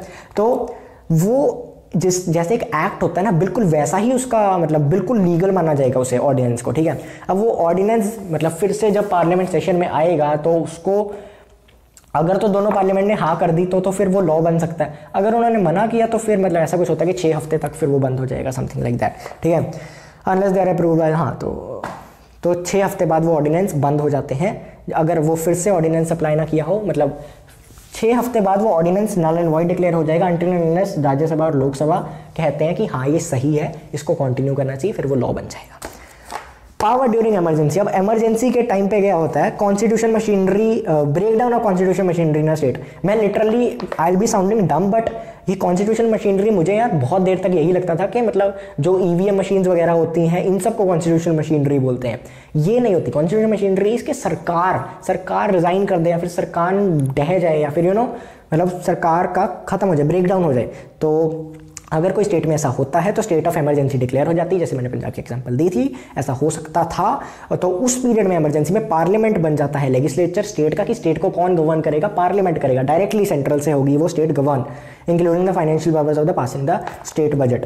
तो जो फाइनेंशियल पावर्स है स्टेट बजट पास करने की, जो कि इंटायरली स्टेट लिस्ट में है, वो भी यूनियन लिस्ट में चली जाएगी, सिर्फ उस स्टेट के लिए कुछ टाइम तक। ठीक है, फिर आता फाइनेंशियल पावर्स। अब फाइनेंशियल पावर्स सिर्फ लोकसभा में ओरिजिनेट हो सकती हैं, जैसे मैंने कहा बिल इनके, और इनको दिए जाते हैं 14 दिन तक, तुम पढ़ लो, सजेशन देने दे दो, हम देखेंगे, हमारी मर्जी है हमने एक्ट करना है कि नहीं। तुम्हारा इसमें कोई ऐसा नहीं है कि तुमने नहीं माना तो हम करेंगे नहीं, तो वापस जाएगा बिल, फिर बिल यहाँ पे चला जाएगा प्रेसिडेंट के पास, प्रेसिडेंट अगर साइन कर देता है तो it will be a law. ठीक है, अब इसमें क्या क्या होता है, इसमें 5 ही होती है। पहला है बजट। तो यूनियन बजट एक पास होता है कि साल में कितना खर्चा करेगी जो सरकार पावर में है, वो ये सब से मिलके होता है। लोकसभा डिसाइड करती है कि कितना खर्चा होना चाहिए, ठीक है, 1 साल के लिए। बाकी फिर इसमें लिखा था railway budget was integrated with the union. पहले क्या होता था, रेलवे बजट अलग होता था, यूनियन बजट अलग होता था, अब उनको एक बना दिया गया 17-18 साल में। General information. सप्लीमेंट्री ग्रांट्स क्या होती हैं कि जैसे कोई फाइनेंशियल ईयर का पैसा कम पड़ गया जितने सरकार को मिले, तो उनको थोड़े से और चाहिए, उसे बोलते हैं सप्लीमेंट्री ग्रांट। तो वो एक डिमांड रख सकती है सरकार कि हमने ये चीज़ में बहुत इस बार काफ़ी फ़ायदा किया, काफ़ी मतलब इन्वेस्टमेंट किया, थोड़े से और चाहिए, साल निकालना है तो सप्लीमेंट्री ग्रांट बोलते हैं उसको। Vote on account. Vote on account क्या कि अगर जो यूनियन बजट है वो पास नहीं हुआ है, ठीक है, एंड मैंने जैसे क्या न्यू फाइनेंशियल ईयर 1 अप्रैल से शुरू होता है, 31 मार्च को सब बदल जाता है, ठीक है। तो यूनियन बजट अगर पास हुआ नहीं है और 1 अप्रैल आ गई है तो कुछ पैसा नहीं बचता है यार जो एग्जीक्यूटिव है उनको स्पेंड करने को। एग्जीक्यूटिव मतलब जो एग्जीक्यूट करा रहे हैं काम, IPS वगैरह, उन सब की सैलरी वगैरह, वो सब चीज़ों में पैसे ही नहीं होते। तो वो कहाँ से पैसा आता है? अगर तब तक बजट ना बना हो तो तब तक कंसोलिडेटेड फंड से बजट निकाला जाता है। कंसोलिडेटेड फंड वो फंड होता है जिसमें डायरेक्टली जो भी इनडायरेक्ट या डायरेक्ट टैक्स हो सब उसमें जाता है, ठीक है। ये डायरेक्ट और इनडायरेक्ट टैक्स सब पहले कंसोलिडेटेड फंड में जाता है, वहाँ से अलग अलग जगह पे बांटता है, ठीक है। तो वहाँ से पैसे डायरेक्ट निकाले जाएंगे। सैलरीज, अब सैलरीज भी देनी है MPs और मिनिस्टर्स की, वो कौन डिसाइड करता है कितनी देनी है? पार्लियामेंट डिसाइड करेगी। Permission for taxes, no tax can be imposed on money spend by the government without the approval of the parliament. कोई भी पैसा नहीं खर्च कर सकते, कोई भी टैक्स नहीं लगा सकते जब तक पार्लियामेंट पूरी एज अ होल ना मान जाए। सिर्फ जो गवर्नमेंट पावर में है वो नहीं लगा सकती, ठीक है। In matters of the finance the Lok Sabha enjoys more power. देखो जैसे मैंने कहा यही इंजॉय करते हैं, वो तो कुछ कह ही नहीं सकते। और वही चीज़ है, जुडिशियल पावर्स तुम्हारे सिलेबस में नहीं है तो ज़्यादा इंपॉर्टेंट भी नहीं, मतलब जैसे मैंने प्रेसिडेंट वाला एक्सप्लेन कर दिया कि प्रेसिडेंट को हटाया जा सकता है, बाकी जजेस को भी सेम तरीके से निकाला जा सकता है अगर ये दोनों मान जाएं। और पनिशमेंट भी डाली जा सकती है कि अगर parliament can punish an person for obstructing the work of parliament, के जैसे कोई एडिटर ने कोई बंदे के कोई MP के खिलाफ बहुत हेट स्पीच दिया, कुछ दिया था, उसको रिजाइन वगैरह भी करवा दिया था, ठीक है। रीइम्प्रिंटेड मतलब अथॉरिटी से रिमूव कर देना वगैरह, तो उसे एडिटर को अनएडिटर बना दिया था, ठीक। इलेक्टोरल फंक्शंस भी तुम्हारे सिलेबस में नहीं है। वैसे इसमें क्या है कि मतलब parliament of India along with the state of legislature elects the president of India. बाकी ये चीज़ अच्छे से एक्सप्लेन होगी तुम्हारे अगले चैप्टर में, मतलब टर्म 2 में। बाकी ये सब सिलेबस में है नहीं, अगर पढ़ना हो तो एक बार पढ़ लेना, वैसे है नहीं, ठीक है, नहीं आएगा पेपर में, गारंटी है। अमेंडमेंट ऑफ द कॉन्स्टिट्यूशन, ये भी सिलेबस में नहीं है, छोटा सा पैरा, बट ये भी नहीं है। ये बस यही बोलते हैं कि मतलब तुम कॉन्स्टिट्यूशन को बदल सकते हो, ठीक है। कॉन्स्टिट्यूशन को बदला जा सकता है जब दोनों पार्टीज, दोनों हाउसेज मान जाए, तो दोनों हाउसेज बदल सकती है, मतलब इधर से भी बिल शुरू हो सकता है, इधर से भी बिल शुरू हो सकता है। तो कॉन्स्टिट्यूशन कैन बी अमेंडेड, काफ़ी बार अमेंड हो भी चुकी है।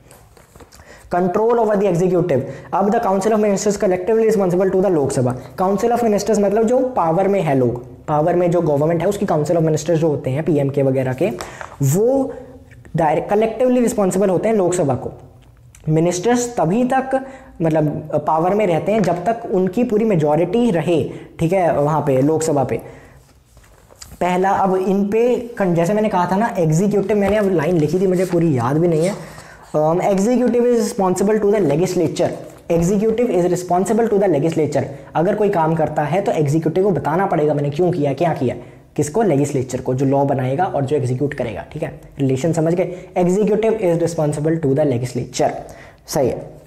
अब कैसे कंट्रोल है एग्जीक्यूटिव के ऊपर, मतलब जो पार्लियामेंट है इसका जो रूलिंग पार्टी है या फिर जो गवर्निंग पार्टी है, जो पावर में पार्टी है, उस गवर्नमेंट का, उस सरकार पे क्या कंट्रोल है, कैसे कंट्रोल है? पहला इंटरपेलेशन मतलब इंटरपेलेशन इज अ थिंग जिसमें तुम सवाल पूछ सकते हो, ठीक है। यहाँ पे पीछे डेफिनेशन भी लिखी होगी, एक बार पढ़ जाना। वैसे डेफिनेशन तो नहीं आएगी मतलब obviously, but still I don't know कहाँ पे थी, बट यू शुड, हाँ, the right of the members to ask question from the government is known as interpellation. तो इंटरपेलेशन पूछी जा सकती है क्वेश्चन आर में, ठीक है। वोट ऑफ नो कॉन्फिडेंस, लोगों मतलब सरकार को डर रहना चाहिए ना कि अगर हम कुछ गलत काम करेंगे तो वोट ऑफ नो कॉन्फिडेंस भी हमारे खिलाफ किया जा सकता है। एडजॉर्नमेंट मोशन भी किया जा सकता है, ठीक है, कि सारे काम को छोड़ दो, and motion of adjournment for censuring, तो death of several persons due to consumption of, तो ऐसा होता है कि सरकार वो बोलेंगे कि सारे काम छोड़ो, पहले ये बताओ कि जो सरकार की वजह से कोई ये जो पर्टिकुलर जैसे डेथ ऑफ सेवरल पर्सन हुई है, ठीक है, मतलब पहले ये सब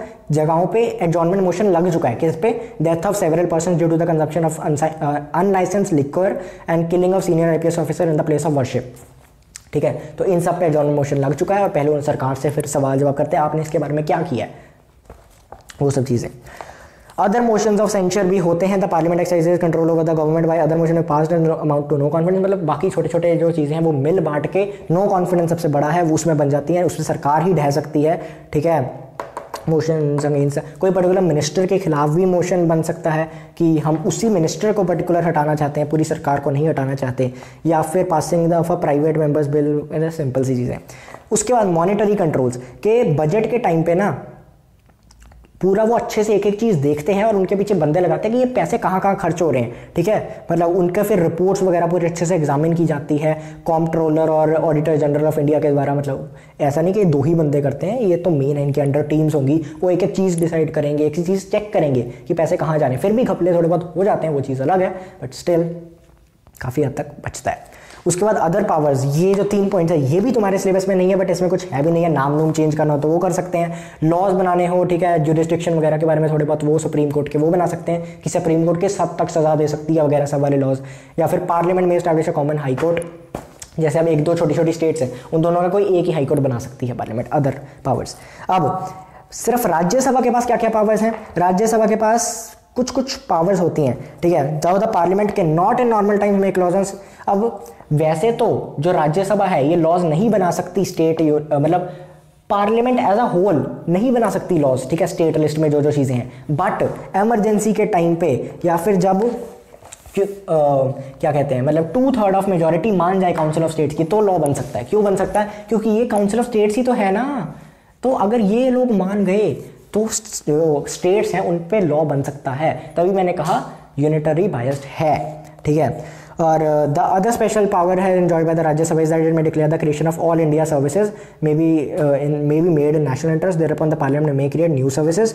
तो जो बाकी ऐसा स्पेशल पावर ज़्यादा कुछ है नहीं, मतलब देखने को तो ज़्यादा ही है, बट इट्स लाइक कि राज्यसभा इज दैट इट में declare the creation of all new India services B made in national interest. मतलब छोटी मोटी चीज़ें बोल सकते हैं कि नेशनल इंटरेस्ट में कुछ चीज़ें हैं वो इम्प्लीमेंट करवा सकते हैं, ठीक है, क्योंकि इसमें अलग अलग जगहों से लोग आने हैं, ठीक है। जैसे मैंने कहा स्कॉलरशिप वगैरह ये प्रोवाइड करेंगे। क्यों करेंगे? क्योंकि इन्हें पता लिटरेचर वगैरह, सचिन तेंदुलकर आएगा तो कहेंगे क्रिकेट के फंड वगैरह लो या कुछ करो, तो वो सब चीज़ें ये सब करते हैं।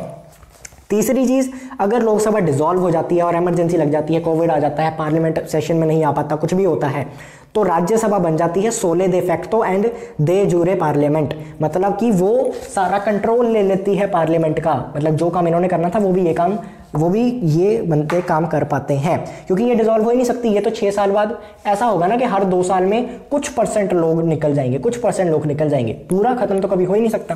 सो ये एक लिमिटेशन होती है लोकसभा पे। वहाँ पे इकट्ठे ही 550 चले जाते हैं, यहाँ पे कुछ लोग जाएंगे, कुछ लोग आ जाएंगे, कुछ लोग जाएंगे, कुछ लोग आ जाएंगे, एज अ होल कभी खत्म नहीं होगा। एक्सक्लूसिव पावर ऑफ लोकसभा, सिर्फ लोकसभा के क्या पावर्स हैं? जो मोशन ऑफ नो कॉन्फिडेंस होता है ना सरकार को गिराने का, वो सिर्फ इसमें पास किया जा सकता है, ठीक है। एंड जो मनी के बिल्स हैं वो सिर्फ इसमें इंट्रोड्यूस किए जा सकते हैं। बट जैसे अब कभी डेडलॉक हो गया, कि मतलब कि राज्यसभा ने कोई काम कहा कि ये काम नहीं करना चाहिए, इन्होंने कहा ये काम करना है, ठीक है, तो क्या होगा? इनको इकट्ठे बिठा के फिर एक मीटिंग की जाएगी, फिर एंड में क्या किया जाएगा? वोटिंग की जाएगी। अब तुम खुद देखो ना यार, अगर यहाँ की मेजोरिटी ने कह दिया कि होना चाहिए और यहाँ के लोगों ने कहा कि नहीं होना चाहिए, तो ये तो इनके आधे से भी कम है, आधे से भी कम ही हुए ना, 5, हाँ ऑब्वियसली, तो आधे से भी कम लोग हैं इसमें। तो अगर ये सब लोग मान जाएं तो फिर भी कम पड़ जाएंगे इनसे। हाँ, अनटिल अनलेस इसके आधे लोग उस साइड में चले जाएं और उनकी मतलब कहें कि हाँ हम तो ऑपोजिशन वाले सब इधर आ जाएं, फिर बात अलग है। बट जनरली इनको फ़ायदा ही है, इनकी ज़्यादा मतलब लोग हैं। तो या रिलेशनशिप क्या है between the 2 houses of the parliament? अब मेरे फ़ोन की बैटरी बिल्कुल ख़त्म होने वाली है एंड स्टोरेज भी खत्म होने वाली है, तो मैं फटाफट बोलूँगा। देखो रिलेशनशिप क्या है कि मतलब the Lok Sabha represent the people directly. अब लोकसभा है ये लोगों की सरकार है, हम इलेक्ट करते हैं, इनको हम इलेक्ट नहीं कर रहे डायरेक्टली, इनडायरेक्टली यही हम ही कर रहे हैं, बट डायरेक्टली तो नहीं ना। They have never go to people. ये लोग लोगों से जुड़ के रहते हैं, क्यों? इनको लोगों के पास जाना पड़ता है ना वोटें मांगने वगैरह के लिए, इनको लोगों के पास थोड़ी जाना पड़ता है। सो या because of the Lok Sabha is given an upper hand in the many matters of the parliament. अब लेजिस्लेटिव मैटर्स पे 2 होते हैं, या तो ऑर्डिनरी बिल होगा या मनी बिल होगा। ऑर्डिनरी बिल में किसी भी हाउस में ओरिजिनेट हो सकता है, ठीक है, चाहे इधर हो चाहे इधर हो। जैसे मैंने कहा, अगर कोई डिफरेंस होगा, एक हाउस मना कर दे, तो इकट्ठे बिठा के इनको काउंसिल किया जाएगा, फिर एंड में जब वोटिंग होगी तो फिर भी फायदा तो लेकिन इसको ही होगा, लोकसभा को। क्यों? क्योंकि इनके पास मेजोरिटी ज़्यादा है, इनके पास बंदे बहुत ज़्यादा हैं, तो ऑब्वियसली इनके पूरे लोग और इनके 550। अगर तुम मेजॉरिटी देखना चाह रहे हो तो ऑब्वियसली वही जीतेंगे, ठीक है। तो इसमें ऑर्डिनरी बिल्स में भी इनको काफ़ी फ़ायदा होता है। एंड जैसे मैंने कहा, ये स्पीकर प्रिसाइड करता है और इधर कौन करता है? Chairman, which is vice president of India, ठीक है। Who is vice, which is क्या होता है? मनी बिल्स सिर्फ इसमें ही हो सकते हैं, इनको सिर्फ सलाह देने के लिए रखा गया है, बट सिर्फ यही असली बिल्स पास यूज कर सकते हैं, money bills. Control over the executive member of both houses can put, अब दोनों हाउसेज के बंदे जो एग्जीक्यूटिव है या फिर जो सरकार पावर में है उन पे सवाल उठा सकते हैं, उनसे सवाल पूछ सकते हैं। काउंसिल ऑफ मिनिस्टर रिस्पॉन्सिबल होती है सिर्फ लोकसभा के, ठीक है, लोकसभा थोड़ी ज़्यादा पावरफुल होती है इसलिए। बाकी नो कॉन्फिडेंस वगैरह क्योंकि उसमें ही होता है तो फिर उसमें ही ज़्यादा डर होता है, राइट। सो या मतलब यही चीज़ होती है। Adjournment motion indicating adjournment motion भी सिर्फ इसमें ही लग सकता है। सो या election of the president and the vice president, अब देखो every elected member of the parliament stands equal footing in the election of the president and vice president of India. However, the Lok Sabha has a greater say on the matter because of the strength of its numbers. इनके और इनका हर बंदे की एक ही vote होती है president को elect करने की, बस फर्क ये पड़ जाता है कि इनकी ऑब्वियसली नंबर ज़्यादा है, स्ट्रेंथ ज़्यादा है, तो इनकी मजबूती ज़्यादा होगी, इनकी कंपेरेटिवली कम होगी, तो वही चीज़ है, ठीक है। तो प्रेसिडेंट वाइस प्रेसिडेंट दोनों इनकी वोटिंग करा के, इंटरनल वोटिंग करा के बनते हैं। इंपीचमेंट भी ऐसी, अगर प्रेसिडेंट को हटाना है तो भी वही चीज़, सेम चीज़ होती है। Emergency provision in case of the proclamation national emergency and the Lok Sabha dissolve the Rajya Sabha which shoulders all the responsibility of the union legislature. तो यूनियन लेजिस्लेचर की पूरी जिम्मेदारी कौन, राज्यसभा उठा लेती है अगर ये डिसॉल्व हो जाए इमरजेंसी के टाइम पे। तो अब इसके साथ तुम्हारा ये खत्म होता है। उसके बाद जैसे मैंने तुम्हें स्टार्टिंग में ही समझा दिया था, आर्टिकल 370 35A रिवोक होना, तो ये पूरी कहानी है, तुम एक बार पढ़ सकते हो। ये एग्जाम में नहीं आएगी, बट स्टिल अगर तुम्हें जनरल थोड़ा डर है कि आ सकती है तो ये चीज़ पढ़ जाना, तुम्हें समझ जाओगे। वैसे मैं समझा चुका हूँ एक बार कि पहले क्या थी जम्मू कश्मीर, अब क्या है, बाकी या मतलब एक बार पढ़ लेना, हो जाएगा। तो फर्स्ट ऑफ ऑल है कॉन्ग्रेचुलेशंस कि तुमने पूरी वीडियो देख ली। मतलब जितना टाइम मुझे, जितनी मेहनत ये वीडियो बनाने में मुझे लगी है, उतनी मेहनत तुम्हें देखने में लगी होगी, बिकॉज ऑब्वियसली इतनी इन्फॉर्मेशन ग्रास्प करना 1.5 घंटे में, एंड वो भी अगर तुम स्पीड बढ़ा के देख रहे हो, you are a legend bro, salute. And all right, आज की वीडियो में इतना ही। आई होप तुम्हें पसंद आई हो, वीडियो समझ आई हो, वट एवर जो भी यूट्यूबर को बोलना होता है, लाइक सब्सक्राइब वगैरह। बाकी अगर तुम मुझे फॉलो करना चाहते हो तो इंस्टाग्राम पे कर सकते हो, तो शुभम_caution9 मेरी आईडी है, तो मर्जी है, मतलब करना है नहीं तो ना सी। बाकी और भी चैप्टर्स हैं क्लास 10th ICSE के, तो उन्हें भी तुम बिंज वॉच कर सकते हो। ऑल राइट, नमस्ते, जय हिंद।